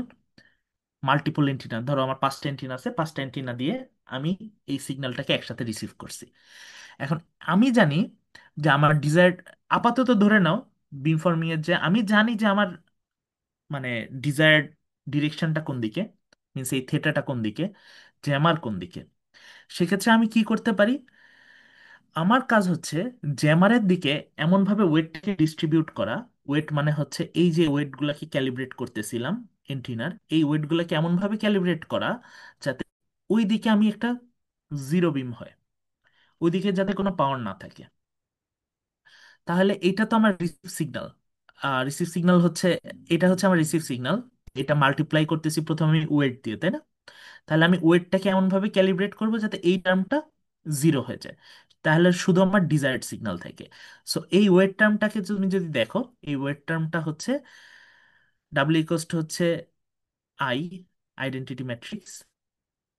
আইডেন্টিটি ম্যাট্রিক্স তো জানো, মানে জিরো শুধু diagonally one, minus N number, মানে এটা হচ্ছে এন টাইমস এন এর, আর এটা হচ্ছে 1/n number of elements time steering vector of jammer, Hermitian. এইখানে এইচ মানে হচ্ছে হারমেশিয়ান টার্ম, মানে আশা করি, আচ্ছা এই এই যদি না জানো দেখেন একটু, হারমেশিয়ান টার্ম মাল্টিপ্লাইড বাই হচ্ছে এটা desired signal, steering vector. So এই ওয়েটটাকে যদি আমি এইভাবে ক্যালিব্রেট করি, বা এই ওয়েটটাকে যদি আমি এইভাবে সাজাই ফেলি এখানে, সেক্ষেত্রে যেটা হবে, যে নির্দিষ্ট দিকে, অর্থাৎ যে দিকে আমার হচ্ছে নয়েজ বা ইন্টারফারেন্স ছিল, মেনলি জ্যামার ছিল, সেই জ্যামার বরাবর সে একটা নাল ভেক্টর ক্রিয়েট করবে। মানে সেই বরাবর যাতে কোনো সাইড লোব মেন লোব কিছু না থাকে, সেইভাবে সে সিগন্যালটাকে ক্রিয়েট করবে। এটাই হচ্ছে জিরো ফোর্সিং, মানে আমি জিরো, জোর করে আমি জিরো ফোর্স করতেছি ইন্টারফারেন্সের দিকে, যাতে ওই দিক থেকে কোনো প্রকার রিসিভ সিগন্যাল না আসে, ওইদিকে কোনো বিমের কোনো পোর্শনই না থাকে। এটাই হচ্ছে জিরো ফোর্সিং অ্যালগোরিদম। এমভিডিআর, সো এগুলো দেখতে পারো মানে বিভিন্ন ড্রোনে, বা তুমি কমিউনিকেশন বা সিকিউরিটি পারপাসে এই ধরনের অ্যালগোরিদম গুলা অনেক আগে থেকে ইউজ হয়, এগুলো মেবি 90s এর আগে অ্যালগোরিদম। দেন আমাদের হচ্ছে এমভিডিআর আছে। আহ, এই এমভিডিআর যদি দেখো, আহ, এখানে আগের মতোই রিসিভ সিগন্যালটা হচ্ছে আমার ডিটি, প্লাস আমার ইন্টারফারেন্সে একটা টার্ম আছে, প্লাস নয়েজ টার্ম আছে। সো এই এমভিডিআর বিমফর্মিং এর ক্ষেত্রে যেটা করা সম্ভব, সো এটা যদি আমি এসএনআইআর বা এস এসআইএনআর ক্যালকুলেট করি, মানে হচ্ছে signal two interference plus noise ratio, এটা যদি দেখি, তাহলে হচ্ছে আমার সিগন্যাল টার্মটা হচ্ছে উপরে যাবে, আর নয়েজ আর ইন্টারফারেন্স টার্মটা হচ্ছে নিচে আসবে, তাই তো? এটা তো হচ্ছে আমার সিগন্যাল প্লাস ইন্টারফারেন্স প্লাস নয়েজের, মানে আমি যদি বিমফর্ম করি, আমি ওই ডিরেকশনে মানে সিগন্যালের বরাবর কতটুকু এসএনআর পাইতে পারি। তো এই আর এর, এই আর টার্মটা মানে কি? সো নর্মালি আমি যখন সিগন্যালটা রিসিভ করি, আমরা সিগন্যালটাকে ডিরেক্ট এইভাবে গুণ না দিয়ে, আরেকটা ওয়ে হচ্ছে যে আমি প্রথমে একটা কোভিরেন্স ম্যাট্রিক্স তৈরি করব। মানে ধরো আমার যেটুকু টার্ম ইন্টারফারেন্স আর নয়েজ আছে, সেইটুকু টার্মের কোভিরেন্স ম্যাট্রিক্স তৈরি করব। সেটার সাথে যদি আমি ওয়েটটাকে গুণ করি, এটা হচ্ছে আমার সেই টার্মটা আর কি, মানে এই আরেক টার্মটা কোভিডেন্স ম্যাট্রিক্সটা হচ্ছে ইন্টারফারেন্স প্লাস নয়েজের কোভিডেন্স। সো এই টার্মটাকে যদি আমি দেখি, আমি যদি এসআইএনআর বা এসএনআই এর যে বলো, এটাকে যদি আমি ম্যাক্সিমাইজ করতে চাই, মানে হচ্ছে আমি সিগন্যালের ডিরেকশনে পাওয়ারটাকে ম্যাক্সিমাইজ করব, ইন্টারফারেন্সের ডিরেকশনে পাওয়ারটাকে মিনিমাইজ করব। পাওয়ার টার্মে হিসাব করতেছি এখন। আগেরগুলো কিন্তু পাওয়ার টার্মে ছিল না, এগুলো কিন্তু ডিরেক্ট সিগন্যাল টার্মে ছিল। এখন যেহেতু কোভিডেন্স ম্যাট্রিক্স মানে ভেরিয়েন্সের টার্মে নিয়ে আসতেছি, তো আমি পাওয়ার টার্মে নিয়ে গেছি এখান থেকে। সিগন্যালের পাওয়ার স্কোয়ার মানে কি, সিগমা স্কোয়ার মানে কি, সিগন্যাল পাওয়ার, তাই তো? সিগন্যাল ভ্যারিয়েন্স, যদিও সিগন্যালের এখানে ভ্যারিয়েন্সটা ধরবো না, নয়েজের মেনলি ভ্যারিয়েন্সটা ধরবো। যাই হোক, মেনলি আমার টার্গেট হচ্ছে এমবিডিআর বিমফর্মিং এ যে আমার সিগন্যালের টার্মটাকে ম্যাক্সিমাইজ করা, নয়েজের টার্মটাকে মিনিমাইজ করা। তো এটাকে যদি আমি যে কোনো অপটিমাইজেশন প্রবলেম হিসেবে ধরি, তাহলে আমার দেখা যাচ্ছে দুইটা টার্মই থাকতেছে। এইটাকে আমি মিনিমাইজ, নিচের টার্মটাকে আমি মিনিমাইজ করতে চাচ্ছি, মানে নয়েজ এবং ইন্টারফারেন্সের টার্মটাকে ওয়েট ভেক্টর গুণ। এখানে আমি চেঞ্জ করতে কি পারি? সিগন্যাল আমি চেঞ্জ করতে পারি না, স্টিয়ারিং ভেক্টর আমি চেঞ্জ করতে পারি না, আমি শুধু ক্যালকুলেট করতে পারি বা অপটিমাইজ করতে পারি ওয়েটগুলোকে, তাই তো? তো এই ওয়েট ভেক্টরটাকে এমনভাবে অপটিমাইজ করতে চাই যাতে আমার নিচের টার্মটাকে মিনিমাইজ করা পসিবল হয়। সো এটা যদি ধরো 0.1 হয়, সেই ক্ষেত্রে কি হবে? উপরের টার্মটা বেড়ে যাবে, তাই না? বাট এই টার্মটা যদি একের বেশি হয়, বা তখন কি হবে? এই টার্মটার জন্য এই পুরো সিস্টেমটার পাওয়ার কমে যাবে। সো আমি চাবো যে নিচের টার্মটাকে মিনিমাইজ করতে, উপরের টার্মটাকে ম্যাক্সিমাইজ করতে, এমনভাবে ওয়েট ক্যালকুলেট করতে। সেই ক্ষেত্রে যেটা হবে যে এই এই ধরনের এই মিনিমাইজেশন প্রবলেমটা ফর্মুলেশন করাটাই হচ্ছে এমভিডিআর বা minimum variance distortion less respond. So এখানে এই টার্মটাকে সলিউশন করা যেতে পারে, একটা হচ্ছে ডিরেক্ট অপটিমাইজেশন বিভিন্ন অ্যালগোরিদম ফলো করে, অথবা যেটা করতে পারি যে এটাকে আমরা হচ্ছে ক্লোজ ফর্ম সলিউশনে আনতে পারি। সেটা হচ্ছে যদি এটাকে ল্যাগ্রাঞ্জ মাল্টিপ্লাই করি, মানে এই টার্মটার সাথে একটা, আমি জানি না ল্যাগ্রাঞ্জের সাথে তোমরা কতটুকু পরিচিত, মানে হচ্ছে এটাকে যদি আমরা কিছু ইকুয়েশন দিয়ে উপরে নিচে করি, মানে এটার সাথে যে ল্যাগ্রাঞ্জ টার্মটা, এই টার্মটাকে যোগ করি, যোগ করে হচ্ছে একবার ডেরিভেটিভ নেই, নিয়ে ডাব্লুর মানটা বের করি, তারপরে হচ্ছে ল্যাগ্রাঞ্জের টার্মে বসাই, ল্যাগ্রাঞ্জের মানটা পুনরায় বসাই, এইভাবে করে যদি করি তাহলে হচ্ছে মানে মেনলি যেটা পাবো, ডাব্লুর একটা ওয়েট ভেক্টরের যে মানটা পাবো সেটা হচ্ছে এটা, সেটা হচ্ছে আর ইনভার্স আই প্লাস এন। এটা হচ্ছে আমার ইন্টারফারেন্স প্লাস নয়েজের যে কোভিডেন্স ম্যাট্রিক্স, সেটার ইনভার্স টাইমস এ। এ হচ্ছে আমার ডিজায়ার সিগন্যালের ডিরেকশন যেটা, প্লাস এ হার্মেশিয়ান মানে ইন্টারফারেন্স প্লাস নয়েজ যে কোভিডেন্স ম্যাট্রিক্সটা টাইমস এ। মানে এই টার্মটা হচ্ছে এমন ভাবে, এইভাবে যদি আমি ওয়েটটাকে ধরে নেই প্রতিটা এন্টিনার জন্য, এই এন্টিনাগুলোকে যদি আমি এইভাবে করে ক্যালিব্রেট করি, সেই ক্ষেত্রে কি হবে? যে এই এমবিডিআর বিম ফর্মিং হবে, মানে হচ্ছে আমার ডিরেকশন, সিগন্যালের ডিরেকশন যেটা ছিল উপরের টার্মটা, সেই দিকে পাওয়ার ম্যাক্সিমাম হবে, এবং ইন্টারফারেন্সের যে টার্মটা ছিল সেদিকে পাওয়ার মিনিমাইজ করা পসিবল হবে। এটাই হচ্ছে এমবিডিআর বিম ফর্মিং। তাহলে মূলত আমরা হচ্ছে বিম ফর্মিং দেখতেছি। বিম ফর্মিং মানে হচ্ছে আমি জানি যে আমার কোন ডিরেকশনে সিগন্যাল আছে, কোন ডিরেকশনে ইন্টারফারেন্স আছে, আমি যেটা করতেছি যে সিগন্যালের দিকে পাওয়ার বাড়াচ্ছি, ইন্টারফারেন্সের দিকে পাওয়ার কমাচ্ছি। তো দুইটা আমরা অলরেডি দেখলাম, একটা হচ্ছে জিরো ফোর্সিং, একটা হচ্ছে এমভিডিআর। তো জিরো ফোর্সিং এ এটা অলরেডি বোঝা যাচ্ছিল যে প্রবলেমটা কি হচ্ছে। জিরো ফোর্সিং এ যখন আমি জোর করে জিরো করতেছি কোনো একদিকের সিগন্যাল, অটোমেটিকলি আমার যদি সিগন্যালটাও কাছাকাছি কোথাও থাকে, ইনস্টি মানে আমি কিন্তু তখন আর পুরা সিগন্যাল পাওয়ারটাকে ওইদিকে দিতে পারতেছি না। হয়তো সিগন্যাল পাওয়ারটাকে ম্যাক্সিমাইজ করতে পারতেছি না, কিন্তু আমার ইন্টারফারেন্সের দিকে আমি একদম 0 ডিবি গেইন করতে পারতেছি। এটা হচ্ছে আমাদের মেনলি ছিল হচ্ছে জিরো ফোর্সিং এ, যেখানে এমভিডিআর আমি কি করতেছি, হয়তো ইন্টারফারেন্সের টার্ম ছোট থাকবে, কিন্তু আমি যাতে সিগন্যাল পাওয়ারটাকেও অনেক বেশি আকারে পাইতে পারি। এটাই হচ্ছে আমার এমভিডিআর বিমফর্মিং এর মূল মূল কারণ ইউজ করার। তো নর্মালি একটা জিনিস খেয়াল করলে বুঝবা যে এটা যদি আমার রিসিভ সিগন্যাল হয়, এটা কি পসিবল যে আমার ইন্টারফারেন্স আর নয়েজ টার্মটাকে আলাদা করে একটা কোভিডেন্স ম্যাট্রিক্স তৈরি করা? মানে নর্মালি তো এটা পসিবল না, কারণ আমি তো সিগন্যালটাকে, টোটাল সিগন্যালটাকে রিসিভ করতেছি। মানে সেই সিগন্যালটার ভিতর ডিজায়ার্ড সিগন্যালও আছে, ইন্টারফারেন্সের সিগন্যালও আছে, নয়েজ টার্মও আছে। সো এটা তো এইভাবে পসিবল না। তো এই এমভিডিআর বিমফর্মিং মূলত প্রবলেম এটা যে আমি বলতেছি যে ইন্টারফারেন্স প্লাস নয়েজ কোভিডেন্স ম্যাট্রিক্স বানাচ্ছি, কিন্তু এই টার্মটা আসলে কোনোভাবেই পাওয়া পসিবল না। তো এইটার জন্য এনভিডিআর বা আর সেটার জন্য আরেকটা কাজ করা যায় যে এনভিডিআর ইউজ না করে ডিরেক্ট আমি পুরা কোভিডেন্স ম্যাট্রিক্সটা ইউজ করবো, মানে signal covariance matrix, whatever I am receiving making the covariance matrix এইটা মানে এক্সপেকটেশন মানে হচ্ছে এখানে আপাতত ধরে নাও যে আহ, যে সিগন্যালটা আছে আমি কোভেরিয়েন্স ম্যাট্রিক্স তৈরি করতেছি, সিগন্যালের হারমেশিয়ান দিয়ে গুণ দিয়ে এই কোভেরিয়েন্স ম্যাট্রিক্সটাকে আমি হচ্ছে ডিরেক্ট, যেহেতু আমি কোভেরিয়েন্স ম্যাট্রিক্সটা কিন্তু আমি ডিরেক্ট পাইতে পারি, সেই কোভেরিয়েন্স ম্যাট্রিক্স দিয়ে আমি ওয়েট ডিরেক্ট ক্যালকুলেট করতেছি, তাহলে ওটা ছিল এমবিডিআর। তো যদি আমি ডিরেক্ট কোভেরিয়েন্স ম্যাট্রিক্স তৈরি করি সেটা হচ্ছে এমপিডিআর বিম ফর্মিং। তো এমপিডিআর এর সমস্যা হচ্ছে এমভিডিআর এ তুমি একদম আউটপুট দেখতে মানে অনেক বেশি এসএনআই এর অ্যাচিভ করতে পারবা, যেটা এমপিডিআর এ পারবা না, কারণ এমপিডিআর এর ভিতরে হচ্ছে আমার সিগন্যাল টার্মটাও আছে। কিন্তু বাস্তবের কথা যদি চিন্তা করি যে বাস্তবে আসলে কি সম্ভব, বাস্তবে যেটা সম্ভব যে আমার কোভেরিয়েন্স ম্যাট্রিক্স, যেটা আমি বললাম যে সিগন্যাল কোভেরিয়েন্স ম্যাট্রিক্স, এটা পাওয়া সম্ভব না।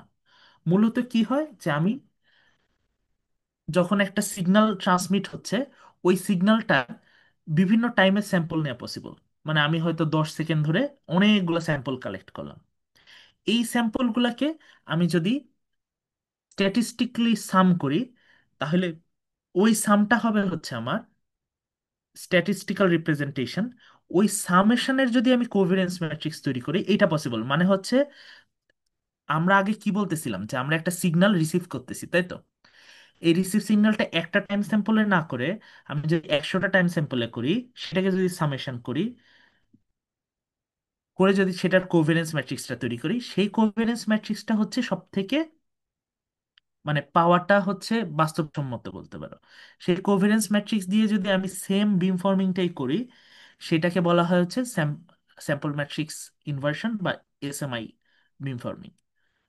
তাহলে মূলত আমরা যেটা দেখলাম, প্রথমে দেখি জিরো ফোর্সিং। জিরো ফোর্সিং মানে হচ্ছে আমরা ইন্টারফারেন্স যেদিকে আছে ওইদিকে নাল ভেক্টর তৈরি করব বা নাল করব। তারপরে দেখলাম এমভিডিআর এ যেটা বললাম যে interference plus noise covariance matrix দিয়ে করব ওয়েটটা তৈরি। এরপরে বললাম না ওইটা পাওয়া পসিবল না, তাহলে সিগন্যাল কোভেরিয়েন্স ম্যাট্রিক্স পাওয়া পসিবল, সিগন্যাল কোভেরিয়েন্স ম্যাট্রিক্স দিয়ে করব। সিগন্যাল কোভেরিয়েন্স ম্যাট্রিক্সের যদি প্রবলেম হয় সেক্ষেত্রে আমরা কি করব, যেহেতু সিগন্যাল কোভেরিয়েন্স ম্যাট্রিক্স ডিরেক্টলি পাওয়া পসিবল না, কি পাওয়া possible over the time sample collect করে পসিবল, তাহলে আমরা হচ্ছে এসএমআই বা স্যাম্পল ম্যাট্রিক্স ইনভার্সন বিম ফর্মিং করতে পারি। সো এখানে দেখতেছো নাম্বার অফ এন্টিনা যদি 10টা হয়, স্ন্যাপশট মানে হচ্ছে এই নাম্বার অফ মানে কোনো ধরো 10 সেকেন্ডে আমি টোটাল 1000টা স্যাম্পল রিসিভ করলাম, এই 1000টা স্যাম্পলের কোভেরিয়েন্স ম্যাট্রিক্স তৈরি করে যদি আমি করি, আম, এখানে দেখতেছি যে আমার ডিজায়ার্ড সিগন্যাল ছিল হচ্ছে 10 ডিগ্রিতে, সেক্ষেত্রে আর দুইটা ইন্টারফারেন্স ছিল হচ্ছে 30 ডিগ্রিতে এবং -40 ডিগ্রিতে। সেই ক্ষেত্রে হচ্ছে এটা ধরে নেওয়া হয়েছে যে ইন্টারফারেন্স প্লাস নয়েজ রেশিও যেটা, সেটা হচ্ছে 30 ডিবি এই দুইটা সেকশনে। সেই ক্ষেত্রে হচ্ছে আমার অ্যাচিভেবল এসআইআর এই এই মেথডে স্যাম্পল ম্যাট্রিক্স ইনভার্সনে সেটা হচ্ছে 17 dB, still pretty much good. মানে একটা এন্টিনার জায়গায় যদি আমি মাল্টিপল এন্টিনা ইউজ করি তাহলে একটা এন্টিনাতে যদি আমি 2 ডিবি অ্যাচিভ করতে পারতাম, সেখানে 10টা এন্টিনা আমি প্লাস প্রায় 17 ডিবি এসএনআর অ্যাচিভ করতে পারবো সেম ডিরেকশনে। এছাড়াও আরো কিছু বিম ফর্মিং আছে যেমন রোবাস্ট বিম ফর্মিং। যেমন আমরা বলতেছিলাম কি 10 সেকেন্ডে ধরো আমি 1000টা স্যাম্পল রিসিভ করছি, প্রবলেম হচ্ছে যদি টার্গেটটা মুভিং হয় 10 সেকেন্ড ধরে কি টার্গেটটা একই জায়গায় থাকবে?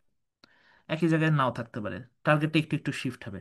তাহলে আমি এমন ভাবে কিছু বিম ফর্মিং বা রোবাস্ট বিম ফর্মিং করতে পারি যাতে টার্গেটটা যদি আমার একটু এদিক ওইদিকে হয়ে যায়, জন্য আমি ভালো একটা এসএনআর ওই ডিরেকশনে অ্যাচিভ করতে পারি। এর জন্য হচ্ছে ডিফারেন্ট মেথড ইউজ করা হয়। একটা যদি প্রথমটা হচ্ছে ডায়াগোনাল লোডিং বিম ফর্মিং, এটা হচ্ছে অ্যাডাপটিভ অ্যালগোরিদম বা অ্যাডাপটিভ বিম ফর্মিং এর প্রাথমিক স্টেপ। আমরা যে স্যাম্পল কোভিডেন্স ম্যাট্রিক্সটা ইউজ করতেছিলাম ওইটার জায়গায় যদি আমরা একটা নয়েজ টার্ম সহ কোভিডেন্স ম্যাট্রিক্স হিসাব করে, কারণ হচ্ছে আমরা নর্মালি তো জানি না যে নয়েজটা কত, তো আমি যে ধরে দিই একটা টার্ম, এখানে যেমন যেটা ব্যবহার করা হয়েছে যে এটা যদি আমি একটা রেগুলারাইজার প্যারামিটার ধরে কোভিডেন্স ম্যাট্রিক্সের সাথে যোগ করে ইনভার্সন ওয়েটটা করি, এই ওয়েটটাকে অপটিমাইজ করি, সেই ক্ষেত্রে দেখা যায় যে আমরা আর ভালো আউটপুট পাইতে পারি, মানে ওয়েটটা আরো ভালো ক্যালিব্রেট করা পসিবল। এছাড়াও আরো কিছু আছে, যেমন হচ্ছে রোবাস্ট বিমফর্মিং এ এখানে দেখো, যেমন এখানে যদি এসএনআর মানে আমার 0 ডিগ্রিতে ধরো আমার ডিজায়ার সিগন্যাল আছে, আর 30 ডিগ্রিতে হচ্ছে আমার ইন্টারফারেন্স আছে। এখানে আউটপুট দুই ক্ষেত্রে দেখানো হয়েছে। যদি আমি ডিএল মেথড অ্যাপ্লাই না করি, মানে ডায়াগোনাল লোডিং অ্যাপ্লাই না করি, সেক্ষেত্রে আউটপুট এসএনআর হচ্ছে 4 ডিবি। আর যদি আমি ডায়াগোনাল বিমফর্মিং করি, সেই ক্ষেত্রে আউটপুট এসএনআর কিন্তু 15 ডিবি পর্যন্ত অ্যাসেবল। এছাড়া যেটা বলতেছিলাম, worst case beamforming possible, interference plus noise covariance matrix reconstruction, এই ধরনের আরো কিছু বিমফর্মিং পসিবল, যাতে হচ্ছে আমরা কি বলবো যে মূলত আমরা যে ডিরেকশনে ভাবতেছি টার্গেটটা আছে, ওই ডিরেকশন থেকে যদি টার্গেটে একটু মুভও করে ফেলে, যাতে আমরা ওই ডিরেকশন বরাবর একটা ভালো এসএনআর অ্যাচিভ করতে পারি। তো মূলত এই পর্যন্তই আমার টক ছিল, যে মূলত হচ্ছে আমরা দেখলাম যে অ্যারে সিগন্যাল প্রসেসিংটা কি, আর বিম ফর্মিং মানে হচ্ছে আমি একটা কোনো নির্দিষ্ট ডিরেকশনে যদি টার্গেটটা আছে জানি, ওই ডিরেকশনে আমি কিভাবে পাওয়ারটাকে ম্যাক্সিমাম করতে পারি বা এসএনআর ম্যাক্সিমাইজ করতে পারি। এর জন্য আমরা জিরো ফোর্সিং অ্যালগোরিদম দেখলাম, এমভিডিআর দেখলাম, নর্মাল বিমফর্মিং দেখছি, এমপিডিআর দেখলাম, দেন লাস্টে ডায়াগোনাল লোডিং দেখলাম, এসএমআই দেখলাম। মূলত এছাড়াও আরো অনেকগুলো অ্যালগোরিদম আছে। যাই হোক, আমার ধারণা সাইদু ভাই বাকিটা কথা বলবে এটা নিয়ে। ধন্যবাদ সবাইকে। Okay. So,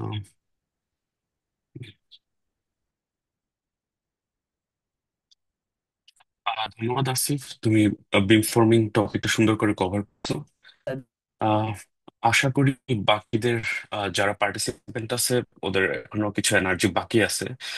তো basically আমরা যখন স্লাইড ডিজাইন করছিলাম আমরা চিন্তা করছিলাম আসলে কি কি টপিক রাখা যায়, কারণ সিগন্যাল এই সিগন্যাল প্রসেসিং জিনিসটা হচ্ছে প্রচুর ম্যাথমেটিক্যাল, তো তোমাদের কনসেন্ট্রেশনটা ধরে রাখা একটু ডিফিকাল্ট আসলে, মানে এত লম্বা সময় ধরে। আর ব্যাপার হচ্ছে যদি একটা টপিক না বুঝি তখন হচ্ছে এটা খুবই ডিফিকাল্ট যে পরে ক্যাচ আপ করাটা। সো আমরা আশা করি না যে তোমরা প্রতিটা ডিটেইলে বুঝবা, বাট আমরা এটা আশা করি তোমরা অ্যাটলিস্ট টার্মিনোলজি গুলো জানবা, এবং যাদের এই ডিরেকশনে রিসার্চ করার ইন্টারেস্ট থাকবে তারা হয়তো পরবর্তীতে এই টার্মিনোলজি গুলো একটু ঘেঁটে দেখতে পারবো আর কি। মানে ওইটাই আসলে উদ্দেশ্য, মানে প্রতিটা ডিটেল বোঝা আসলে ডিফিকাল্ট, যেটা মানে পার্সোনালি আমি মনে করি আর কি। আম, তো আসিফ যেটা কভার করলো হচ্ছে বিম ফর্মিং। সো বিম ফর্মিং ও আশা করি সবাই ক্লিয়ার যে বিমফর্মিং জিনিসটাকে আমি জানি যে আমার একটা ডিজায়ার ডিরেকশন থেকে সাল আসতেছে, এখন আমি হচ্ছে এমন ভাবে আমার অ্যান্টেনা গুলাকে অ্যাডজাস্ট করবো যাতে আমি ওই ডিরেকশনে আমি ম্যাক্সিমাম পাওয়ার ট্রান্সমিট করতে পারি বা সামথিং লাইক দ্যাট। আহ আমি যেটা নিয়ে কথা বলবো সেটা হচ্ছে direction of arrival estimation. So এটা হচ্ছে আমি এবার এখন জানি না আসলে সিগন্যাল আসতেছে কোত্থেকে। তো আমার উদ্দেশ্য হচ্ছে কোন ডিরেকশন থেকে সিগন্যাল আসতেছে ওইটা বের করা। তো ডিরেকশন অফ অ্যারাইভাল এস্টিমেশন আসলে অ্যারে সিগন্যাল প্রসেসিং এর খুবই হট একটা রিসার্চ টপিক। প্রতিনিয়ত প্রচুর পেপার পাবলিশ হয় এই টপিক নিয়ে, এবং এটার অ্যাপ্লিকেশন তোমরা ওয়্যারলেস কমিউনিকেশন লাইক ধরো চ্যানেল এস্টিমেশন করা থেকে শুরু করে রেডারের টার্গেট ডিটেকশন বা লোকালাইজেশন, আমার কোথায় টার্গেট আছে, মানে খুবই এক্সটেন্সিভলি এই টপিকটা ইউজ হয়। তোমরা যদি Google scholar just DO estimation search দেখবে যে প্রচুর পেপার পাবলিশ হয়। তো ডিও এস্টিমেশনের ডিটেলে যাওয়ার আগে আমি আরেকবার রিভিউ করে নিয়েছি আমাদের সিগন্যাল মডেলটা দেখতে কেমন। আম, তো আমরা সোফার ধরে নিচ্ছি যে একটা ইউনিফর্ম লিনিয়ার এরে, তার মানে হচ্ছে আমার ওয়ান ডাইমেনশনাল এরে, এবং এলিমেন্ট গুলো হচ্ছে লিনিয়ারলি সাজানো ইউনিফর্মলি। এবং আমরা ধরে নিলাম যে আমার এখানে কে নাম্বার অফ সোর্স আছে, অর্থাৎ কে ডিফারেন্ট ডিফারেন্ট সোর্স আছে যাদের অ্যাঙ্গেল হচ্ছে θ1 থেকে θk পর্যন্ত হতে পারে। তো আমাদের উদ্দেশ্য হচ্ছে থিটা গুলা এস্টিমেট করা। তো আসিফ এতক্ষণ যেটা ডিসকাস করলো, আমরা যে অ্যারেতে যে সিগন্যাল রিসিভ করি ওই রিসিভ সিগন্যালটাকে আমরা প্রকাশ করতে পারি হচ্ছে তোমার স্টিয়ারিং ভেক্টর এবং তার সিগন্যাল ওয়েভফর্মের মাল্টিপ্লিকেশন আকারে। তো আমার যদি কে সংখ্যক ডিফারেন্ট সিগন্যাল থাকে তাহলে আমার প্রতিটা ডিফারেন্ট থিয়েটার জন্য আমি এরকম কে সংখ্যক ডিফারেন্ট স্টিয়ারিং ভেক্টর পাবো, এবং প্রতিটা আলাদা আলাদা সোর্সের জন্য আমি আলাদা আলাদা সিগন্যাল পাবো। তো আমার টোটাল রিসিভ সিগন্যাল হবে সামেশন, আর প্লাস একটা নয়েজ টার্ম থাকেই। তো এই জিনিসটাকে আমরা ম্যাট্রিক্স ফর্ম অনেক কম্প্যাক্ট আকারে লিখতে পারি, যে আমি যদি একটা ক্যাপিটাল এ একটা ম্যাট্রিক্স বানাই, যে ম্যাট্রিক্সের প্রতিটা কলাম হচ্ছে আমার স্টিয়ারিং ভেক্টর গুলা প্রতিটা ডিরেকশন থেকে। তো ফার্স্ট কলামটা হচ্ছে তোমার a θ1 থেকে লাস্ট কলামটা ধরো a θk। R S T হচ্ছে আমার এই যে সিগন্যাল ওয়েভফর্ম গুলা, মানে প্রতিটা সোর্স তো আমার সিগন্যাল ট্রান্সমিট করতেছে। তো আমার যেহেতু আমার টোটাল কে সংখ্যক সিগন্যাল আছে, সো আমার এখানে S1 থেকে sk পর্যন্ত কে সংখ্যক সিগন্যাল থাকবে। তো এই কম্প্যাক্ট নোটেশনে আসলে আমার রিসিভ সিগন্যালটাকে লেখা যায়। তো তোমরা একটা জিনিস খেয়াল করবা, যেখানে আমরা কিছু নোটেশন লাইক আমরা বোল্ড আকারে যেগুলো লিখছি এগুলো হচ্ছে ম্যাট্রিক্স অথবা ভেক্টর। যদি ক্যাপিটাল হয় সেটা ম্যাট্রিক্স, আর স্মল লেটার হলে সেটা ভেক্টর। আর যেখানে কোনো বোল্ড নাই ওগুলো হচ্ছে জাস্ট একটা স্কেলার। তো এটা হচ্ছে জাস্ট একটা নোটেশন ইস্যু। তো আমাদের অবজেক্টিভ হচ্ছে এই এক্সটিটা হচ্ছে অ্যান্টেনাতে রিসিভ করব, সো এই এক্সটিটা আমরা পাবো ডিরেক্টলি অ্যান্টেনা থেকে। তো সেই এক্সটি থেকে আমরা কিভাবে থিটা ইনফরমেশনটা বের করতে পারি, মানে আমার কোথায় কোথায় সিগন্যাল গুলো আছে, সেটা হচ্ছে আমাদের উদ্দেশ্য বেসিক্যালি।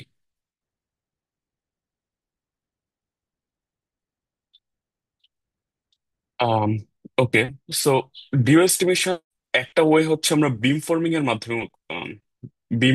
মাধ্যমে করতে পারি। তো ইউজ বিম ফর্মিং কি, আমি জানি আমার ডিজার্ট সিগন্যালটা কোথায়, এবং আমি ওই অনুসারে হচ্ছে আমি ওয়েটটা ক্যালকুলেট করি, যাতে আমি ডিজার্ট সিগন্যালে ম্যাক্সিমাম পাওয়ার দিতে পারি। কিন্তু ডিউ এস্টিমেশন আমি জানি না আমি ডিজার্ট সিগন্যালটা কোথায়। সো আমি যেটা করব সেটা হচ্ছে, সো এটা যদি আমার ওয়েট হয় এমভিডিআর এর, যেটা ডিসকাস করছে, তো আমি এখান থেকে পাওয়ারটা বের করে নিতে পারবো। সো আমি এখানে পাওয়ার কিভাবে বের করতে একটা ডিটেল ইকুয়েশন লিখছি, আমি অত এক্সপ্লেন করবো না, কারণ এটা অতি ম্যাথমেটিক্যালি ভিতরে ঢুকে ফেলা হবে। কারণ ইন্টারেস্ট থাকলে তোমরা পরে দেখে নিতে পারো। তো এখান থেকে হচ্ছে আমরা পাওয়ারটা পাই। তো এই পাওয়ারটা হচ্ছে, আমি ডিজায়ার সিগন্যাল জানা থাকলে আমি জানবো যে আমি ডিজায়ার সিগন্যালে কতটুকু পাওয়ার দিতে পারতেছি। কিন্তু যেহেতু আমি ডিও এস্টিমেশনে জানি না ডিজায়ার সিগন্যালটা কোথায়, তো আমি যেটা করব, থিটার বিভিন্ন ভ্যালু আমি ট্রাই করে দেখব।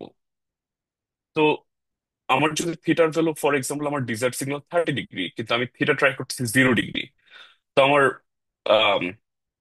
এক্স এর মধ্যে, মানে আমার এর রিসিভ সিগন্যালের মধ্যে হচ্ছে 30 ডিগ্রি ইনফরমেশন, কিন্তু আমি মাল্টিপ্লাই করতেছি হচ্ছে 0 ডিগ্রি ধরে। তো আমি অবশ্যই এখানে একটা ছোট ভ্যালু পাবো, ভালো একটা ভ্যালু পাবো না। তো আমার উদ্দেশ্য হচ্ছে সেটা, আমি হচ্ছে বিভিন্ন ভ্যালু ট্রাই করে দেখবো যে কোথায় এটা ম্যাচ করে। তো যেই জায়গায় আমরা ম্যাচ করবো ওই জায়গায় আমি এরকম একটা শার্প পাওয়ার বা পিক পাবো আর কি। তো আবার যেই জায়গায় ম্যাচ করবে না ওই জায়গায় আমি কিছু পাবো না। সেভাবে আমি ট্রাই করে দেখবো ডিফারেন্ট থিটার জন্য। তো যেখানেই আমার থিটাটা আমার অ্যাকচুয়াল যে ডিরেকশন থেকে সিগন্যাল আসতেছে তার সাথে ম্যাচ করবে, আমি সেখানে এরকম পিক পাবো। তো এখান থেকে আমি বুঝতে পারবো যে ঠিক কত অ্যাঙ্গেলে আমার সিগন্যাল গুলো আছে। তো যেমন এখানে আমি 10টা অ্যান্টেনা ধরছি এবং 7টা সিগন্যাল ধরে নিচ্ছি। আম, প্রতিটা সিগন্যালের পাওয়ার হচ্ছে ধরো 10 ডিবি, এবং আমি 100টা স্ন্যাপশট ইউজ করতেছি। তো আমি হচ্ছে এরকম একটা স্পেকট্রাম পাচ্ছি। আমি এটার কোডটা হচ্ছে তোমাদেরকে দিয়ে দিছি, যে শুরুতে যে গিটহাব লিঙ্কটা দিলাম। তো তোমরা ট্রাই করে দেখতে পারো যে অ্যান্টেনা বাড়াইলে কমালে কি হয়, সিগন্যাল বাড়াইলে কমালে কি হয়, বা এসএনআর বাড়াইলে কমালে কি হয়। ইউজুয়ালি আমার 10টা অ্যান্টেনা দিয়ে তুমি সর্বোচ্চ 9টা সিগন্যাল ক্রিয়েট করতে পারবা, এর বেশি সম্ভব না। আর এসএনআর যত কম হবে আমার পারফরমেন্স তত খারাপ হবে, এসএনআর বাড়াইলে অবশ্যই পারফরমেন্স ভালো হবে, কারণ এসএনআর মানে হচ্ছে সিগন্যালের পাওয়ার। সিগন্যাল যত স্ট্রং হবে তাকে ডিটেক্ট করা তত সহজ হয়। তো এই জিনিসগুলো একটু যদি কারো ইন্টারেস্ট থাকে দেখতে পারো। তো এটা হচ্ছে আমি বিম ফর্মিং এর মাধ্যমে কিভাবে এস্টিমেশন করতে পারি। তো আমরা আরেকটা টপিক দেখবো, যেটা হচ্ছে তোমার সাবস্পেস বেসড মেথড। তো এটা বোঝার জন্য আমরা একটু লিনিয়ার অ্যালজেব্রা রিভিউ করব। তো আশা করি চুয়েটে তোমরা লিনিয়ার অ্যালজেব্রা বা ম্যাট্রিক্স এর উপর কোনো একটা কোর্স হয়তো ছিল। জাস্ট একটু রিভিউ করে নিই। তো ম্যাট্রিক্স এর র্যাঙ্ক বলতে কি বোঝায়? আম, আমরা জানি যে প্রতিটা ম্যাট্রিক্সে কিছু কলাম থাকে। তো এই কলামগুলা, যে কয়টা লিনিয়ারলি ইন্ডিপেন্ডেন্ট কলাম আছে, সেই সংখ্যাটাকে বলা হয় ম্যাট্রিক্সের র্যাঙ্ক। আর ফিজিক্যালি হচ্ছে ম্যাট্রিক্সের র্যাঙ্কটা ডিফাইন করে, আমি হচ্ছে যে ওই কলামগুলোকে যদি ভেক্টর চিন্তা করি, তাহলে সেই ভেক্টরটা একটা সাবস্পেস ক্রিয়েট করতে পারে। তো ওই সাবস্পেসের ডাইমেনশনটা হচ্ছে ম্যাট্রিক্সের র্যাঙ্ক বোঝায়। তো ফর এক্সাম্পল, আহ, আমি এখানে দুইটা ম্যাট্রিক্স, প্রথমে আমি আর টু মানে হচ্ছে টু ডাইমেনশনাল স্পেস। তো এখানে আমি দুইটা ম্যাট্রিক্স চিন্তা করতেছি, একটা হচ্ছে ধরো 1347 আর একটা 1326। তো প্রথমে এই ম্যাট্রিক্সটা চিন্তা করি, এটা সেকেন্ড কলামটা হচ্ছে জাস্ট ফার্স্ট কলামটার স্কেল ভার্সন, তাই না? মানে ফার্স্ট কলামটাকে তুমি যদি 2 দিয়ে গুণ করো তুমি সেকেন্ড কলামটা পাচ্ছ। তো বেসিক্যালি এখানে আমার লিনিয়ারলি ইন্ডিপেন্ডেন্ট কলাম খালি একটাই, কারণ অন্য কলামটা হচ্ছে আগের কলামটার উপর লিনিয়ারলি ডিপেন্ড করতেছে। তো যেটা বললাম, যতগুলো লিনিয়ারলি ইন্ডিপেন্ডেন্ট কলাম আমার র্যাঙ্ক হচ্ছে তত, সো এই ম্যাট্রিক্সটার র্যাঙ্ক হচ্ছে জাস্ট ওয়ান। তো এই র্যাঙ্কটা দ্বারা বোঝায় কি, যদি আমার দুইটা কলাম আছে কিন্তু আমার সেকেন্ড কলামটা কোনো এডিশনাল ইনফরমেশন ক্যারি করতেছে না, জাস্ট ফার্স্ট কলামের একটা স্কেল ভার্সন। তো আমি যদি এই কলাম গুলাকে ভেক্টর আকারে চিন্তা করি, একটা হচ্ছে 1 3, তো 1 এবং 3, সো এটা একটা ভেক্টর। আর একটা হচ্ছে 2 6, তো 2 and 6 এটা একটা ভেক্টর। সো বেসিক্যালি সেকেন্ড ভেক্টরটা ফার্স্ট ভেক্টর একটা স্কেল ভার্সন। আম তো এর ফলে যেটা হয় যে আমি আসলে কোনোভাবেই এই দুইটা ভেক্টর দিয়ে আমি এই লাইনের বাইরে যেতে পারবো না। তো আমি যদি এটার বিভিন্ন লিনিয়ার কম্বিনেশন করি, লিনিয়ার কম্বিনেশন মানে তুমি এগুলোকে বিভিন্ন স্কেল দ্বারা গুণ করে যোগ করতে পারো। তো আলটিমেটলি আমার এই স্পেসটা হচ্ছে আমার এই লাইনের মধ্যে কনফাইন থাকবে, সো আমার স্পেসটা হচ্ছে ওয়ান ওয়ান ডাইমেনশনাল স্পেস। তো যেহেতু এটা র্যাঙ্ক ওয়ান, সো আমার স্পেসটা ওয়ান ডাইমেনশনাল স্পেস। আর যদি এই ম্যাট্রিক্সটা চিন্তা করি, সেখানে দুইটা কলাম হচ্ছে লিনিয়ারলি ইন্ডিপেন্ডেন্ট, সো একটা আরেকটার উপর কোনোভাবে ডিপেন্ড করে না। তো তুমি এরকম দুইটা আলাদা ভেক্টর পাবা তোমরা। এবং এই দুইটা ভেক্টরের যদি লিনিয়ার কম্বিনেশন নাও, লিনিয়ার কম্বিনেশন বলতে বোঝায় কি, যে আমার ধরো বি ওয়ান একটা ভেক্টর আর বিএন আর একটা ভেক্টর, আমি এদেরকে বিভিন্ন স্কেল দ্বারা গুণ করে তারপরে এদেরকে যোগ করতে পারি, এটাকে বলে লিনিয়ার কম্বিনেশন। তো এই দুইটা ভেক্টরের লিনিয়ার কম্বিনেশন নিলে তুমি এই স্পেসের যে কোনো জায়গায় একটা ভেক্টর পাবা। তো ফর এক্সাম্পল, তোমরা যদি ইন্টারমিডিয়েটের সামান্তরিকের সূত্র মনে রাখো, তো এই দুইটা ভেক্টরের ভেক্টর যোগফল হবে তাদের কর্ণ বরাবর কোথাও। তো সিমিলারলি তুমি যদি এগুলোকে স্কেল করো, সো ফর এক্সাম্পল আমি এই ডিরেকশনে একটা ভেক্টর চাই, তো আমি যেটা করবো এটাকে স্কেল করব, আমি এটাকে ধরো স্কেল করব, আমি চাইলে নেগেটিভ স্কেল দ্বারাও গুণ করতে পারি, সো এটা ডিরেকশন এইদিকে হয়ে যাবে। তো আমি কোনো না কোনো ভাবে একটা এমন ভাবে স্কেল করতে পারি যে আমি এই দিকে কোনো একটা ভেক্টর পাবো। তো বেসিক্যালি আমি দুইটা লিনিয়ার কম্বিনেশনের মধ্যে আমি সম্পূর্ণ স্পেসটার যে কোনো জায়গায় আমি ভেক্টর পেতে পারি। তো ও আসলে কমপ্লিট আর স্পেসটাকে স্প্যান করে। আমি সো বেসিক্যালি এটা আমার ম্যাট্রিক্সের র্যাঙ্ক যত, আমি তত ডাইমেনশনাল স্পেস পাবো। তো আমি যদি এন ডাইমেনশনাল কোন স্পেস পেতে চাই, সাবস্পেস পেতে চাই, তাহলে আমার আসলে বেসিক্যালি এন সংখ্যক এরকম লিনিয়ার ইন্ডিপেন্ডেন্ট ভেক্টর লাগবে, এবং প্রতিটা ভেক্টর হতে হবে এন ডাইমেনশনাল। তো এই যে লিনিয়ারলি ইন্ডিপেন্ডেন্ট ভেক্টর, এগুলোকে বেসিস ভেক্টর বলা হয়। সো এখানে হচ্ছে আমার দুইটা বেসিস ভেক্টর, বাট এখানে হচ্ছে একটা বেসিস ভেক্টর, কারণ আর অন্য ভেক্টরটা জাস্ট এটা লিনিয়ারলি ডিপেন্ডেন্ট, সো এটা কোনো এডিশনাল ইনফরমেশন দিচ্ছে না। তো যদিও যে কোনো বেসিস ভেক্টরই আমার কমপ্লিট সাবস্পেসটা স্প্যান করতে পারে, কিন্তু জেনারেল হচ্ছে আমার অর্থোগোনাল বেসিস ভেক্টরটা হচ্ছে সবচেয়ে ডিজায়ারেবল। অর্থোগোনাল মানে কি, আমার দুইটা যদি ভেক্টর পরস্পর লম্ব হয়, তাহলে হচ্ছে আমার মানে অনেক ক্যালকুলেশন অনেক ইজিয়ার হয়ে যায়। আম ওকে। তো সিমিলার কনসেপ্ট, আমার যদি থ্রি ডাইমেনশনাল স্পেস হয়, তো আমার তিনটা এরকম বেসিস ভেক্টর লাগবে, সো তিনটা লিনিয়ারলি ইন্ডিপেন্ডেন্ট কলাম আমার তিনটা এরকম ভেক্টর দিবে। এবং এই তিনটা ভেক্টরের বিভিন্ন কম্বিনেশনের মাধ্যমে কমপ্লিট সাবস্পেসটা পাবো, কমপ্লিট থ্রি ডাইমেনশনাল স্পেসটা পাবো। কিন্তু আমার যদি এই ম্যাট্রিক্সটা হয়, তোমরা আবার খেয়াল করো যে আমার থার্ড কলামটা বেসিক্যালি ফার্স্ট কলামের সাথে যদি আমি 2 যোগ করি, তার সাথে যদি আমি সেকেন্ড কলামটা যোগ করি, যেমন এটার সাথে 2 গুণ করলে 2 + 5 হচ্ছে 7, 6 + 7 হচ্ছে 13। সো আমার থার্ড কলামটা বেসিক্যালি হচ্ছে লিনিয়ারলি ডিপেন্ডেন্ট কলাম, সো এটা আমার কোনো এডিশনাল ইনফরমেশন দিবে না। তাহলে আমি যদি এখানে তিনটা ভেক্টর রাখি, তো আমি দেখবো যে আসলে এর মধ্যে একটা ভেক্টর আসলে অন্য দুইটা ভেক্টরের কম্বিনেশন, সো এটা আমার কোনো এডিশনাল ইনফরমেশন দিচ্ছে না। তো বেসিক্যালি আমার সাবস্পেসটা একটা টু ডাইমেনশনাল প্লেন গঠন করবে, যেহেতু আমার ম্যাট্রিক্সের র্যাঙ্ক টু। তো আমি কমপ্লিট থ্রি ডাইমেনশনাল স্পেসটা পাবো না, কিন্তু আমি একটা জাস্ট টু ডাইমেনশনাল স্পেসটা পাচ্ছি। তো এটা হচ্ছে র্যাঙ্কের কনসেপ্ট, একটা লিনিয়ার অ্যালজেব্রার বেসিক কনসেপ্ট।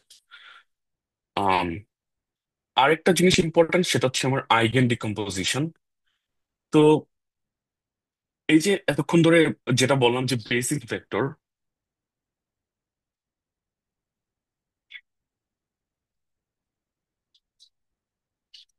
স্লাইডটা মনে হয় একটু স্টাক হয়ে গেছে, একটা সেকেন্ড।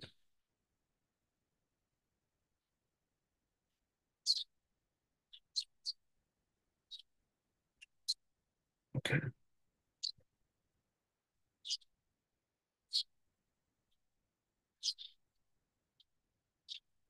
হ্যাঁ, তো এতক্ষণ ধরে যে বেসিস ভেক্টর গুলো বললাম, তো এই বেসিস ভেক্টর হচ্ছে আমাকে লিনিয়ারলি ইন্ডিপেন্ডেন্ট ভেক্টর, তো এগুলো তো একটা ওয়ে হচ্ছে আমার আইগেন ডিকম্পোজিশন অলওয়েজ আমাকে এরকম বেসিস ভেক্টর গুলো দিয়ে থাকে। তো আইগেন ডিকম্পোজিশন মানে কি, যে আমার ধরো কোন একটা ম্যাট্রিক্স এ আছে, এটার সাইজ হচ্ছে তোমার n বাই n ডাইমেনশনাল, মানে n সংখ্যক রো আছে এবং n সংখ্যক কলাম আছে। তো জেনারেলি আমি এখানে সংখ্যক ভেক্টর আইগেন ভেক্টর পাবো এক্স। তো এক্স হচ্ছে একটা ভেক্টর। তো আইগেন ভেক্টর হচ্ছে এই কন্ডিশনটা ফুলফিল করে, অর্থাৎ আমি যদি ফর এক্সাম্পল nth তম আইগেন ভেক্টরকে আমি ম্যাট্রিক্সটা দ্বারা গুণ করি, ম্যাট্রিক্স মাল্টিপ্লিকেশন করি।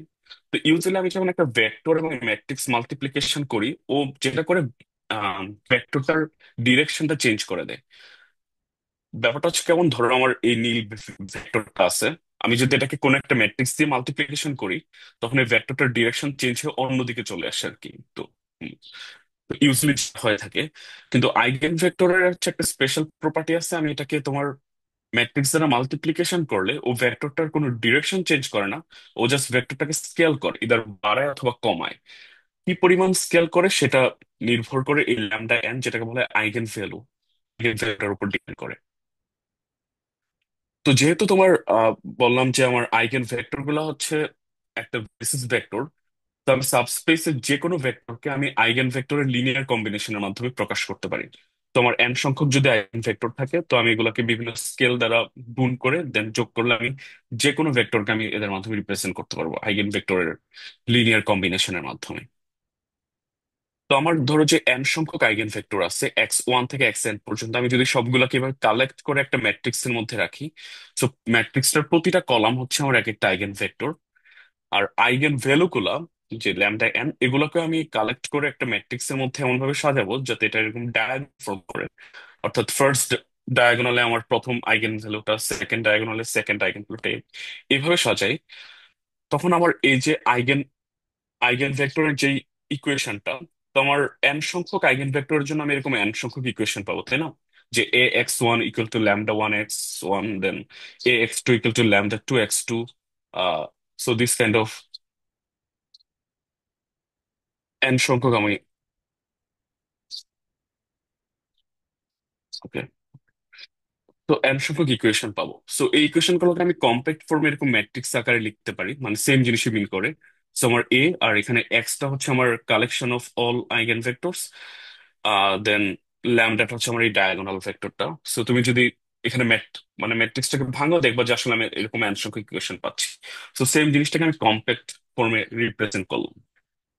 তো এখান থেকে যদি আমি এর ভ্যালুটা বের করে নিই, আমি দুই পাশকে যদি এক্স ইনভার্স দিয়ে মাল্টিপ্লিকেশন করি, তাহলে তোমার এ ইকুয়াল টু হবে এই টার্মটা এক্স ল্যামডা এক্স ইনভার্স।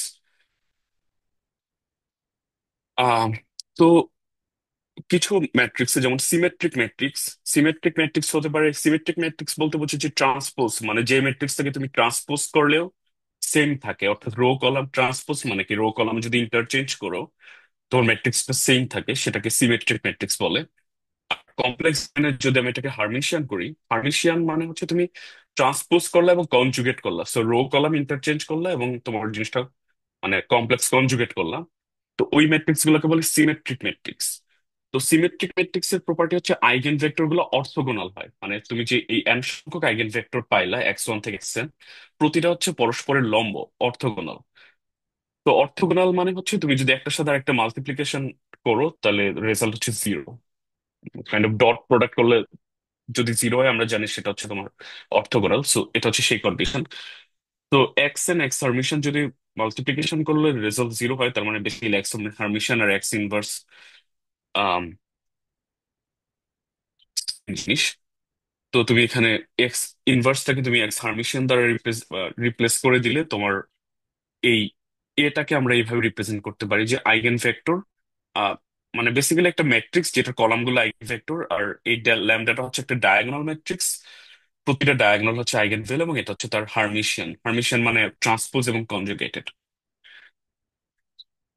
তো এই জিনিসটা মানে হচ্ছে আমার বেসিক্যালি এই আহ, এই ম্যাট্রিক্স প্রোডাক্টটার মানেই হচ্ছে যে আমি প্রতিটা like eigen vector like n equal to 1 থেকে n পর্যন্ত আমার সামেশন মানে lambda 1 x1 Hermitian plus lambda 2 x2 Hermitian এইভাবে সাম আকারে যাবে।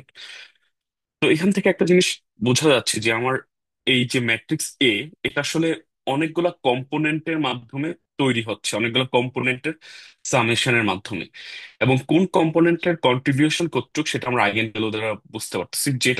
যে ভেক্টরটার আইগেন ভ্যালু যত বেশি থাকবে, তো ওই টার্মটা তত ডমিনেন্ট টার্ম হবে। তো বেসিক্যালি আমি এটাকে কিছু ডিকম্পোজ করতেছি কিছু টার্মের সামেশনের মাধ্যমে। এর মধ্যে যে আইগেন ভেক্টরটার কন্ট্রিবিউশন যত বেশি, ওই আইগেন ভেক্টরটার আইগেন ভ্যালু যত বেশি, ওই আইগেন ভেক্টরটার কন্ট্রিবিউশনটা তত বেশি হবে এই ম্যাট্রিক্সটা ফর্ম করার কাছে। তো এই জিনিসটাকে বলা spectral theorem in linear algebra. এটা জাস্ট পিওরলি লিনিয়ার অ্যালজেব্রার একটা থিওরেম। তো আমরা এই জিনিসটাকে হচ্ছে আমরা সিগন্যাল প্রসেসিং কিভাবে কাজে লাগাতে পারি।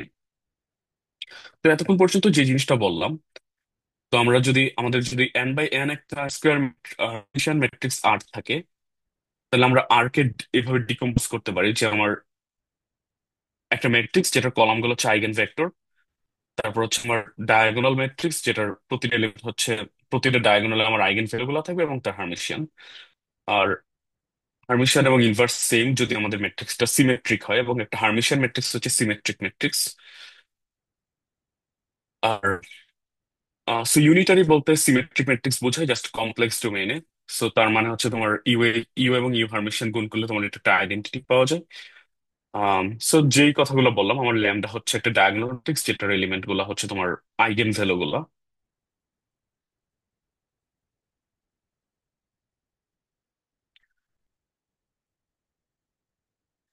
তো আমরা এখন চিন্তা করি যে আমরা কে সংখ্যক সিগন্যাল রিসিভ করতেছি, এবং ধরলাম যে আপাতত কোনো নয়েজ নাই। তাহলে আমরা যে কোভারেন্স ম্যাট্রিক্সটা ফর্ম করতেছি, যেহেতু আমার সিগন্যাল কে সংখ্যক সিগন্যাল, আমরা একটা র্যাঙ্ক ক্যালকুলেট করলে আমরা দেখবো যে এটা র্যাঙ্ক হচ্ছে কে।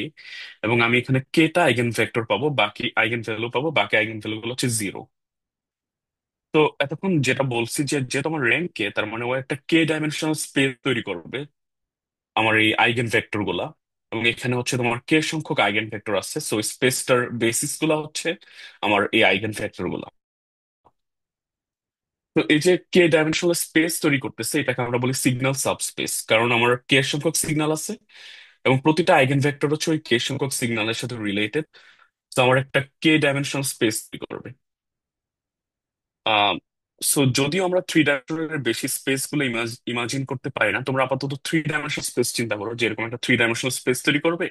তো এর মধ্যে আমার তিনটা সিগন্যালের স্টিয়ারিং ভেক্টর গুলো আছে এই স্পেসের মাধ্যমে। এই জিনিসটা আপাতত চিন্তা করতে পারো। তো এটাকে বলা হয় সিগন্যাল সাবস্পেস। তো ইউজুয়ালি আমাদের কে সংখ্যক সিগন্যাল যেহেতু থাকে, সাথে আমাদের নয়েজ টার্মও থাকে। তো যেহেতু আমাদের নয়েজ টার্ম আসছে, তো আমরা আমাদের ম্যাট্রিক্সটা তখন হচ্ছে র্যাঙ্ক হয়েছে এন, কারণ আমাদের আগের ডাইমেনশন ছিল n/n, তার মধ্যে কে হচ্ছে সিগন্যালের সংখ্যা। আম, তো এখন আমার সবগুলো আইগেন ভ্যালুই থাকবে ল্যামডা 1 থেকে ল্যামডা কে, এবং বাকিগুলো হচ্ছে তোমার নয়েজ পাওয়ারের সমান। তো এখানে একটা জিনিস খেয়াল করো যে যদিও আমার এন সংখ্যক আইগেন ভ্যালু আছে, কিন্তু আমার সিগন্যাল পাওয়ার যদি ধরো নয়েজ পাওয়ার থেকে বেশি হয়, লাইক ধরো নয়েজ পাওয়ার হচ্ছে নয়েজ এসএনআর হচ্ছে 0 ডিবি, আর সিগন্যাল এসএনআর হচ্ছে 10 ডিবি, তাহলে আমার কিছু আইগেন ভ্যালু অনেক হাই ভ্যালু থাকে যেগুলো হচ্ছে আমার সিগন্যালের সাথে করেসপন্ডিং। আর ফর এক্সাম্পল, যেহেতু আমার কে সংখ্যক সিগন্যাল আছে, সো কে টা আইগেন ভ্যালু তুমি খুব হাই আইগেন ভ্যালু পাবা। আর বাকি n-কে আইগেন ভ্যালু হচ্ছে খুব লো, মানে যেটা হচ্ছে তোমার নয়েজ পাওয়ারের সমান। তোমার আইগেন ভ্যালু গুলো ডিস্ট্রিবিউট এরকম হয়ে থাকে। তো আমি যদি এখান থেকে লার্জেস্ট কে সংখ্যক আইগেন ভ্যালু গুলো কালেক্ট করে নিই, এবং সেই আইগেন ভ্যালুর করেসপন্ডিং আইগেন ভেক্টর গুলো বের করে নিই, তো ওই আইগেন ভেক্টর গুলো হচ্ছে আমার সিগন্যাল সাবস্পেসটা গঠন করবে। আর বাকি যে আইগেন ভ্যালু গুলো আছে, সেই আইগেন ভেক্টর গুলো হচ্ছে আমার আরেকটা সাবস্পেস তৈরি করবে, যেটাকে বলে নয়েজ সাবস্পেস।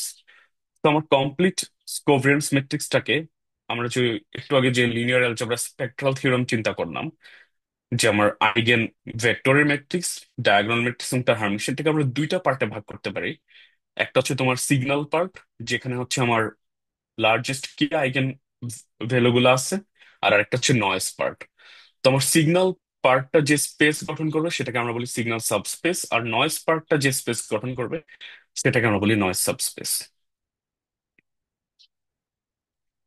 তো এখান থেকে হচ্ছে আমরা একটা খুবই ফেমাস এবং খুবই মানে বলতে পারো যে এই ডিও এস্টিমেশনের সবচেয়ে পপুলার অ্যালগোরিদম, যেটাকে বলা হয় মিউজিক।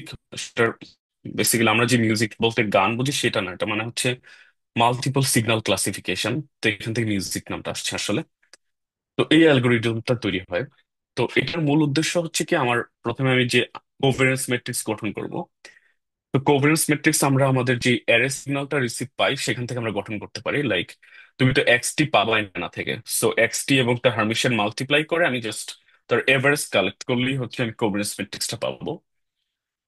তো ওই কোভারেন্স ম্যাট্রিক্সটা আমার দুইটা পার্ট থাকে, একটা হচ্ছে সিগন্যাল সাবস্পেস পার্ট।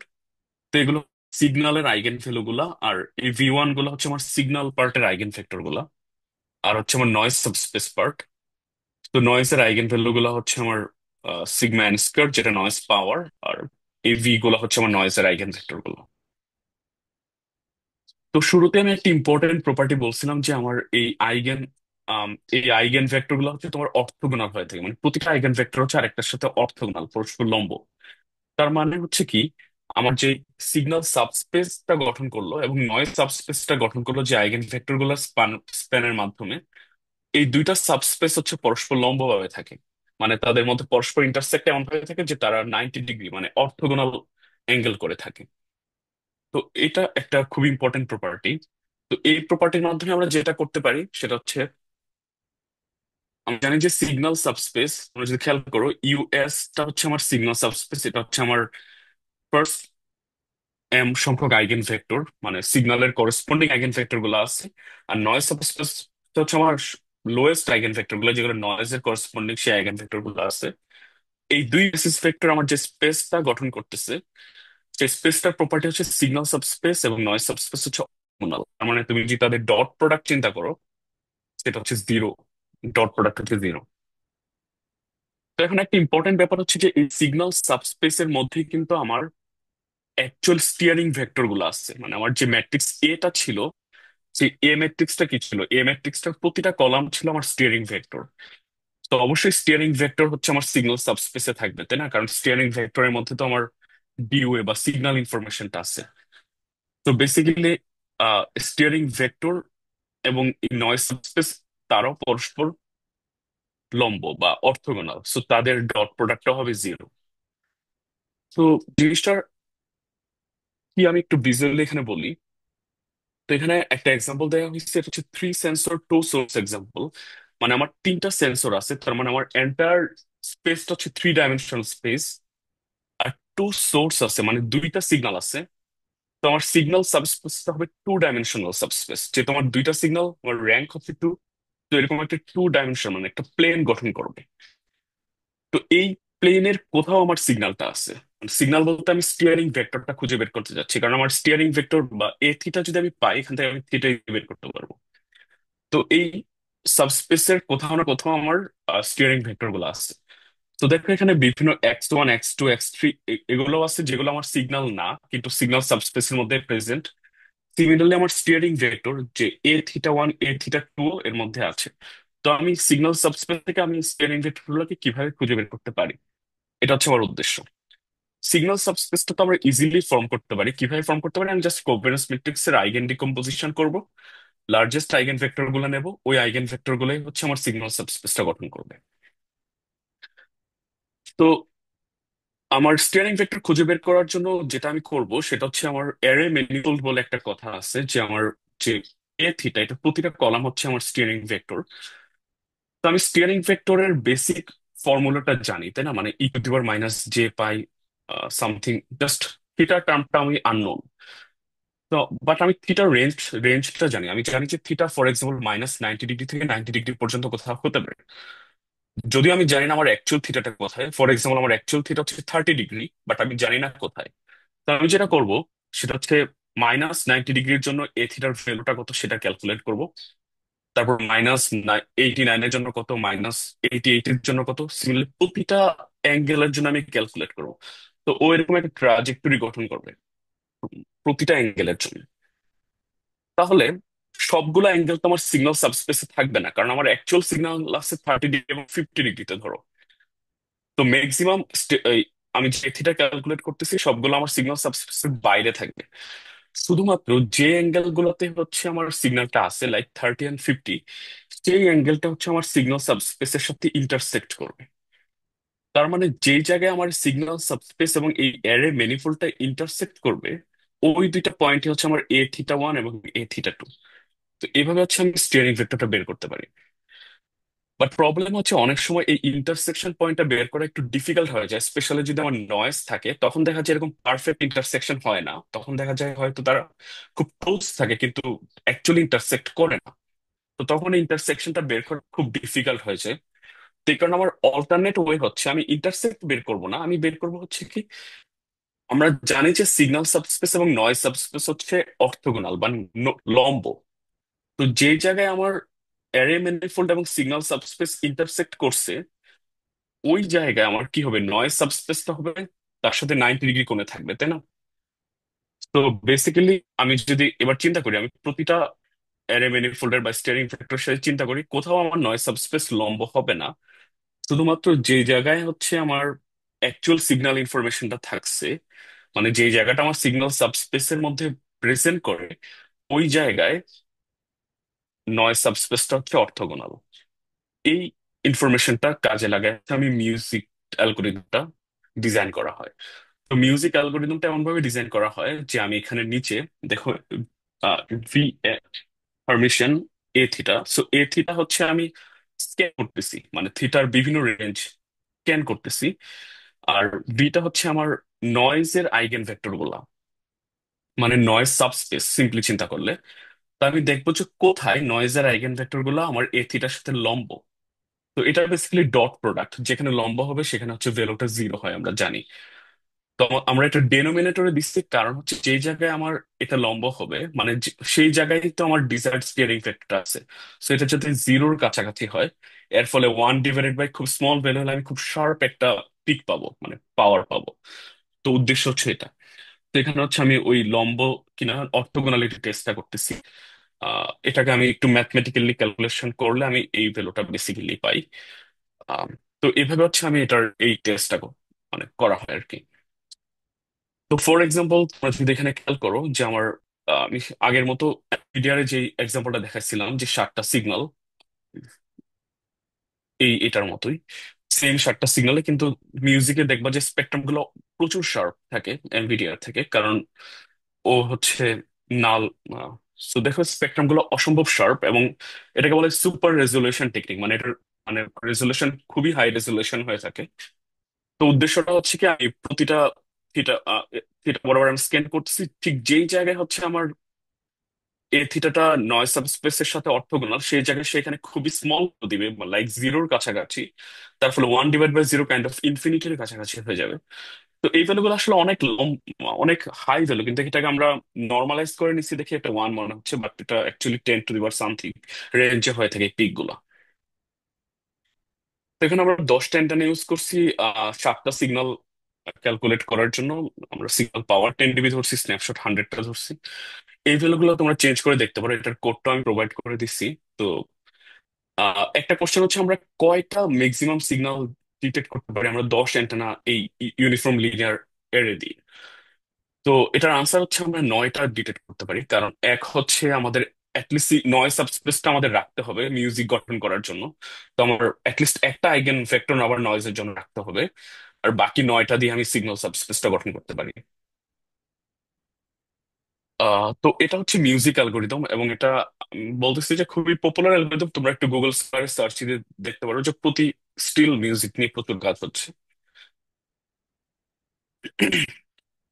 সো সোফার আমরা হচ্ছে তোমার এরে প্রসেসিং কিছু বেসিক টেকনিক নিয়ে কথা বলছি, লাইক ধরো যে বিম ফর্মিং নিয়ে আসিফ কিছু কথা বলছে, আমি ডিও এস্টিমেশন নিয়ে কিছু কথা বললাম।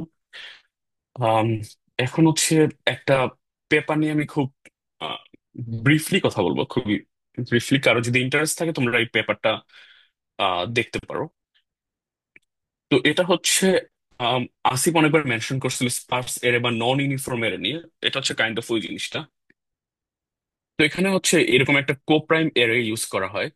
তো তোমরা একটা জিনিস খেয়াল করতেছো, এতক্ষণ পর্যন্ত আমরা ইউনিফর্ম লিনিয়ার অ্যারে গুলো দেখছিলাম, মানে হচ্ছে প্রতিটা সেন্সর সেম ডিসপ্লেসমেন্টে, এবং তাদের মধ্যে ডিস্টেন্স হচ্ছে ডি, এটা হচ্ছে ল্যামডা ডিভাইডেড বাই 2। কিন্তু এখন হচ্ছে তাদের মধ্যে ডিসপ্লেসমেন্ট গুলো হচ্ছে ডিফারেন্ট, কোথাও অনেক বেশি কোথাও অনেক কম, এরকম কিছু একটা। তো বেসিক্যালি এই এরেটাকে বলা হয় কোপ্রাইম এরে। এখানে দুইটা সাব এরের মাধ্যমে তৈরি, একটা হচ্ছে যেটা ব্লু কালার দেখতেছো, আর একটা হচ্ছে রেড কালার। সো সাব এরে হচ্ছে এরকম স্পার্স ইউনিফর্ম লিনিয়ার এরে, মানে হচ্ছে তাদের মধ্যে distance same, like distance uniformly, কিন্তু হচ্ছে ইন্টার এলিমেন্ট ডিসপ্লেসমেন্টটা ডি না, তারা বরঞ্চ অন্য একটা বড় নাম্বার।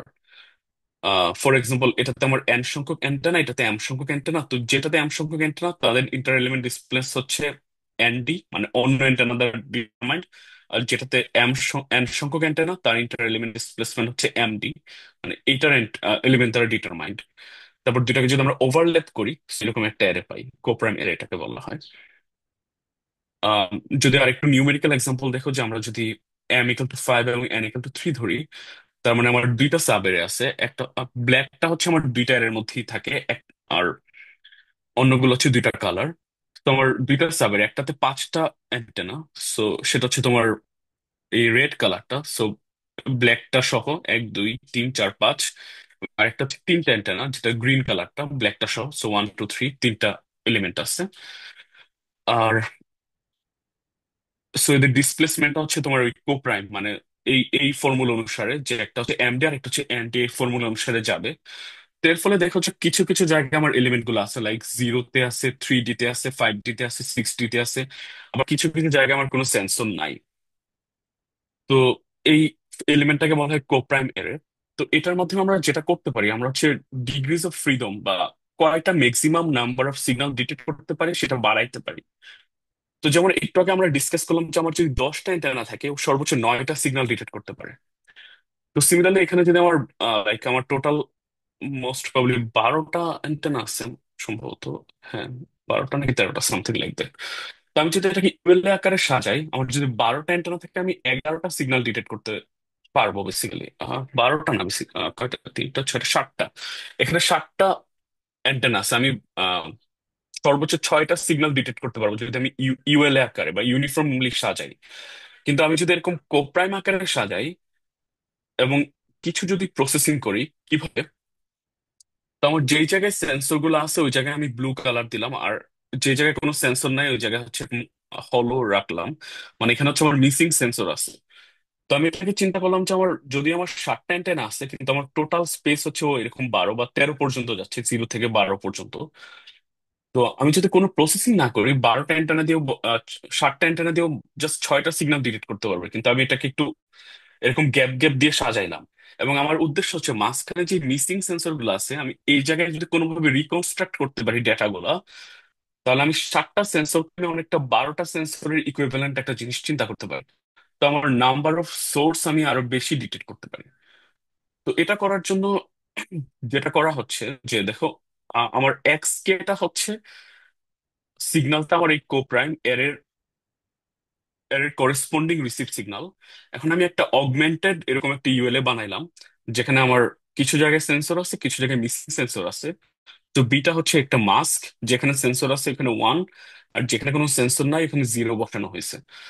তো আমি একটা ওয়াই কে গঠন করলাম এই এটার করেসপন্ডিং। তো আমার যেখানে সেন্সর আছে ওখানে আমি ডেটাগুলো ডিরেক্ট রিসিভ সিগন্যাল থেকে নিলাম, মানে অ্যান্টেনা থেকে যে ডেটাগুলো পাইছি। আর যেখানে কোনো সেন্সর নাই আমি এখানে হচ্ছে 0 বসায় দিলাম। এখন আমার উদ্দেশ্য হচ্ছে যে ওই 0 ভ্যালুগুলো আমি কোনোভাবে রিকনস্ট্রাক্ট করতে পারি কিনা। তো আমি যদি এই ওয়াই এর কোভ্যালেন্স ম্যাট্রিক্স গঠন করি, আম, যে আমি যদি তাকে তার হারমিশন দিয়ে গুণ করে তারপর এভারেজ করি, এভাবে কোভ্যালেন্স ম্যাট্রিক্স বের করে, তো আমি এখানে প্রচুর 0 এলিমেন্ট পাবো। যে জায়গায় আমার মিসিং সেন্সর আছে ওই জায়গায় আমি কোনো এলিমেন্ট পাবো না এই কোভ্যালেন্স ম্যাট্রিক্সে। তো ওইটাকে রিকনস্ট্রাক্ট করার জন্য হচ্ছে এই ব্যাপারটা একটা অ্যালগোরিদম করছে। সেই অ্যালগোরিদমটা হচ্ছে, আমরা জানি যে আমাদের আমরা আমরা যে কোভ্যালেন্স ম্যাট্রিক্সটা পাই, ওই কোভ্যালেন্স ম্যাট্রিক্সটার র্যাঙ্ক হচ্ছে, বা আমার সিগন্যাল সাবস্পেসটা হচ্ছে ইউজুয়ালি স্মলার হয় আমার কমপ্লিট ডাইমেনশন থেকে, তাই না? কারণ যতগুলা সিগন্যাল আছে আমার র্যাঙ্ক হচ্ছে তত। ধরো আমার 10টা অ্যান্টেনা, আমার 5টা সিগন্যাল থাকলে আমার র্যাঙ্ক হচ্ছে 5। তো আমি হচ্ছে র্যাঙ্কটাকে মিনিমাইজ করব, আবার সাথে আমি মিনিমাইজ করবো না, একেবারে র্যাঙ্ক ওয়ান বানাই দিবে এরকম এরকমও না, কারণ র্যাঙ্ক ওয়ান বানাই দিলে আমি অনেক সিগন্যাল পাবোই না, কারণ আমার সাবস্পেস তখন অনেক চলে যাবে। তো আমাকে মাথায় রাখতে হবে আমি এই যে আর কোভারেন্স ম্যাট্রিক্সটা ক্যালকুলেট করলাম, ওই কোভারেন্স ম্যাট্রিক্সটার যে অংশটা আমি অবজার্ভ করা যাচ্ছে, মানে যে অংশটা আমার অ্যাকচুয়াল সেন্সর আছে, ওই অংশের সিগন্যাল এবং আমি যেই ম্যাট্রিক্সটা আমি অপটিমাইজ করতেছি তার ভ্যালু যাতে সমান অথবা খুবই কাছাকাছি হয়। তো দ্যাট মিনস আমার অবজারভেবল ভ্যালুগুলো আমি প্রিজার্ভ করব এবং সাথে আমি একটা লো র্যাঙ্ক সলিউশন বের করব। তার ফলে হচ্ছে আমি একটা ফুল কোভারেন্স ম্যাট্রিক্স বের করবো যেখানে আমি মিসিং এলিমেন্ট গুলো আমি পেয়ে থাকি। তো যখন আমি ফুল কোভারেন্স ম্যাট্রিক্সটা বের করবো তখন আমি ডিওটা লাইক মিউজিক বা যে কোনো মেথড দ্বারা বের করে নিতে পারি। তো এই ব্যাপারটা যদি ইন্টারেস্ট থাকে তোমাদের দেখে নিতে পারো, কারণ স্পার্স এর ইন্টারপোলেশন নিয়ে হিউজ পরিমাণ কাজ হয়ে থাকে এবং এটার অনেকগুলো অ্যাডভান্টেজ আছে। একটা হচ্ছে আমি ডিগ্রিজ অফ ফ্রিডম পাচ্ছি, কারণ আমার ওভারঅল আমার এয়ার সাইজটা মনে হচ্ছে বেড়ে গেছে, যদি আমার মাঝখানে কোনো সেন্সর নাই, কিন্তু আমি ম্যাথমেটিক্যালি ওই ডেটাগুলো কনস্ট্রাক্ট করতে পারতেছি। ওকে, এখানে আমরা কিছু পসিবল রিসার্চ ডিরেকশন নিয়ে ইনক্লুড করছি, যে তোমরা যদি গুগল স্কলার একটু সার্চ দিয়ে দেখো, যে যেমন লাইক ডিও এস্টিমেশন কমিউনিকেশনে ইউজ হয়। তোমার কমিউনিকেশন বলতে যে এখনকার 5G কমিউনিকেশনে বা প্রতিটা ইউজারের তোমার লাইক লোকেশনটা তোমার জানা থাকতে হবে, কারণ তুমি ওইভাবে তোমার চ্যানেল ফর্ম করবা বা ওইভাবে তুমি হচ্ছে কমিউনিকেট করবা। সিমিলারলি রেডারে ইউজ হয়। রেডারে আমি যদি কোনো টার্গেট ট্র্যাকিং করি বা ডিটেক্ট করতে চাই, আমাকে জানতে হবে যে টার্গেটটা কোথায় আছে। তো রেডার নিয়ে প্রচুর কাজ হয়। সিমিলারলি বিম ফর্মিং কমিউনিকেশনে হয়, রেডারে হয়। হাইব্রিড বিম ফর্মিং এখনকার 5G কমিউনিকেশনে খুবই পপুলার জিনিস, লাইক ম্যাসিভ মাইমো সিস্টেম গুলাতে হাইব্রিড বিম ফর্মিং এসব নিয়ে হিউজ পরিমাণ কাজ হয়ে থাকে। তারপর আইজেক সিস্টেম, সেটা হচ্ছে তোমার এমন একটা সিস্টেম যেটা আসলে ইন্টিগ্রেটেড সেন্সিং এন্ড কমিউনিকেশন বলা হয়। মানে ওই সিস্টেম দিয়ে আমি কমিউনিকেশনে করব, আবার সেন্সিং বা রেডার কাজেও ইউজ করা হয়। তো এগুলোতে আমাদের এরে প্রসেসিং টেকনিক গুলা কাজে লাগে। আর আমি মনে করি যে তোমরা যদি কেউ এখন পটেনশিয়াল রিসার্চ টপিক খুঁজো, তোমাদের জন্য সবচেয়ে ইজি হচ্ছে machine learning based like estimation, এই টাইপের কিছু। কারণ মেশিন লার্নিং আমার মনে হয় এই এই যে মোটামুটি সবাই কম বেশি জানো। তো অনেক DO estimation just machine learning দিয়ে করে, মানে এই নিয়েও অনেক পেপার পাবলিশ হয়। তোমরা মেশিন লার্নিং অ্যাপ্লাই করে লাইক ডিও এস্টিমেশন করলা, তো তোমাদের অ্যারে সিগন্যাল প্রসেসিং এও ফ্যামিলিয়ারিটি থাকলো, তারপর হচ্ছে একটা মেশিন লার্নিং অ্যাপ্লিকেশনও আসলো। তো এটা হচ্ছে একটা ইজি এবং পপুলার রিসার্চ টপিক। যদি কারোর ইন্টারেস্ট থাকে তোমরা একটু ঘেটে দেখতে পারো, কারণ গুগল স্কলারে প্রতি বছর হিউজ মেশিন লার্নিং বেসড বা deep learning based DO estimation related paper বের হয়ে থাকে আর কি। আম, এখানে আমি কিছু বইয়ের রেফারেন্স উল্লেখ করছি। আর ওভারঅল আহ, এটাই ছিল আমাদের টপিক নিয়ে কথা বলাটা আর কি। আশা করি তোমরা অ্যাটলিস্ট কিছু ফ্যামিলিয়ারিটি পাইছো। আমি আগেই বলছি যে আমি আশা করি না যে প্রতিটা ডিটেল বুঝবা, জাস্ট হচ্ছে ফ্যামিলিয়ারিটি, যে কারো যদি ইন্টারেস্ট থাকে যাতে তুমি জানো যে কোথায় ঘাটাঘাটি করতে হবে, কোন জিনিসটা নিয়ে তোমাকে সার্চ দিতে হবে, বা এটাই আসলে উদ্দেশ্য আর কি। সবাইকে ধন্যবাদ। হ্যাঁ, আর অবশ্যই কারো কোশ্চেন থাকলে ডেফিনেটলি আস্ক করতে পারো। ভাই ইসের লিঙ্কটা কি এখানে পেস্ট করে দিব, দিবেন? হ্যাঁ, চ্যাটে দিয়ে দিতে পারো যদি দেখে নেয়। ভাই স্লাইডটা দিলেও ভালো হতো আর কি, লাস্টে যে টপিক গুলা আছে দিছে, ওগুলো একটু দরকার ছিল। হ্যাঁ, স্লাইড এবং কিছু কোড সবকিছু আমি লাইক যে কিছু টপিক ডিসকাস করা হয়েছে কোড গুলাও আসলে, হ্যাঁ, এই যে আসিফ যে একটা লিঙ্ক পোস্ট করছে, এখানে সবকিছু দেয়া আছে, তোমরা ডাউনলোড করে নিতে পারো। হ্যাঁ ভাই, বসে বসে অনেকগুলা কোড করছে, ওগুলো দেখতে পারো আর কি। মানে এখানে পেপারে যে কোডগুলো আছে আর কি, বা ইমেজগুলো আছে, প্লটগুলো আছে।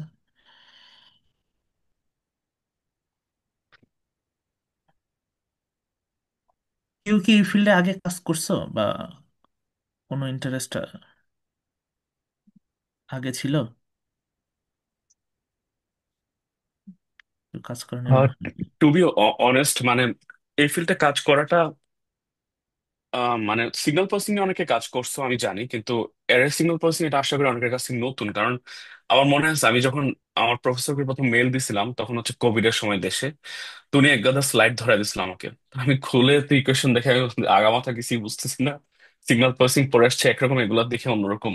তো আমি বুঝতে পারছি মানে মোস্ট অফ দ্য স্টুডেন্ট তোমরা হয়তো জিনিসগুলো ফ্যামিলিয়ার না, বাট এটা একটা ডিফারেন্ট এবং একটা hot direction basically signal processing এর, এর সিগন্যাল প্রসেসিং, বা যদি কমিউনিকেশন আর কেউ কাজ করতে চাও এটা ইন্টারেস্ট থাকলে দেখতে পারো আর কি জিনিসটা।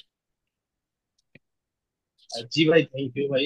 এমনিতে ভাই আসলে এই টপিকটাতে আমরা একেবারেই বলতে গেলে নতুন আছি। তো সেই জন্য হচ্ছে যে রিসেন্টলি যে খুব বেশি মানে আমাদের এখানে খুব একটা এক্সপার্টাইজ হচ্ছে যে তেমন কেউ নাই। তো ভাই আপনাদেরকে অনেক ধন্যবাদ ভাই আমাদের সাথে জয়েন করার জন্য।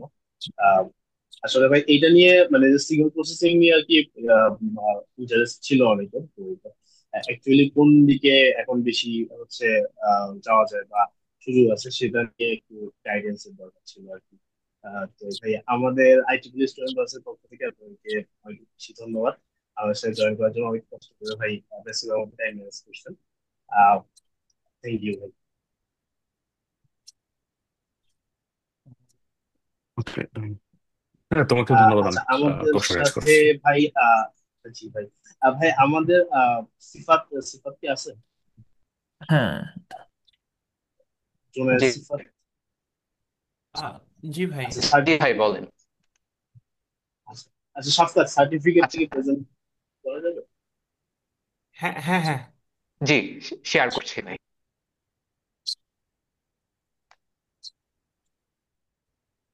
হ্যাঁ, আমরা আইটিপি ট্রেড স্টুডেন্টস পক্ষ থেকে আপনাদেরকে একটু টোকেন অফ অ্যাপ্রিসিয়েশন দিতে চাই আমাদের সাথে জয়েন করার জন্য।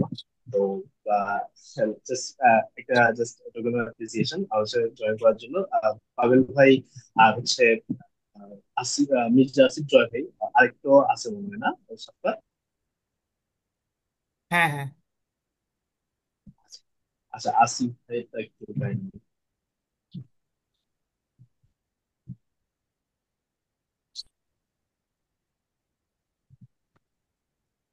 আমি বুঝিনি, কিছু বলছো, কথাটা বুঝিনি আসলে। আসিফ সরি ভাইয়েরটা ভাই আমি শো অ্যাকচুয়ালি করছি, আপনি একটু কাইন্ডলি পারমিশনটা দিবেন। আচ্ছা আচ্ছা হ্যাঁ এখন দেখা যাচ্ছে ভাই। অ্যাকচুয়ালি আমরা আইটিপি টুরিস্ট ইউনিভার্সিটি থেকে আপনাদের জন্য একটা টোকেন অফ অ্যাপ্রিসিয়েশন হিসেবে একটা সার্টিফিকেট শো করতেছি। আহ এটা হচ্ছে আমাদের সাথে জয়েন করেছেন তো সেজন্য একটা thank you, thank token of you. Appreciation. Thank you, ধন্যবাদ। ভাই তাহলে এইটা আমরা মেইল করে দিব আর কি ভাই। হ্যাঁ হ্যাঁ, শিওর।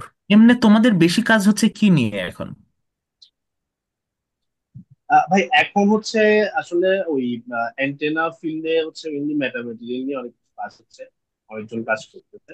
আর ফটোনিক্স নিয়ে ভালো কাজ হচ্ছে, ফটোনিক ওয়েব গাইড এটার সাথে হচ্ছে আরো ফটোনিক্স ফিল্ডে মেনলি অনেকগুলো কাজ হচ্ছে। আর নর্মালি এমনিতে ভাই পাওয়ারে তো সবসময় হয় তো ওইটা হচ্ছে।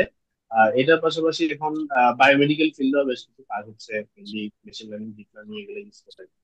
তো আমাদের হয় থিসিসে মেইনলি হচ্ছে থিসিসের ক্ষেত্রে যেটা হচ্ছে দেখলাম মানে আমাদের অলমোস্ট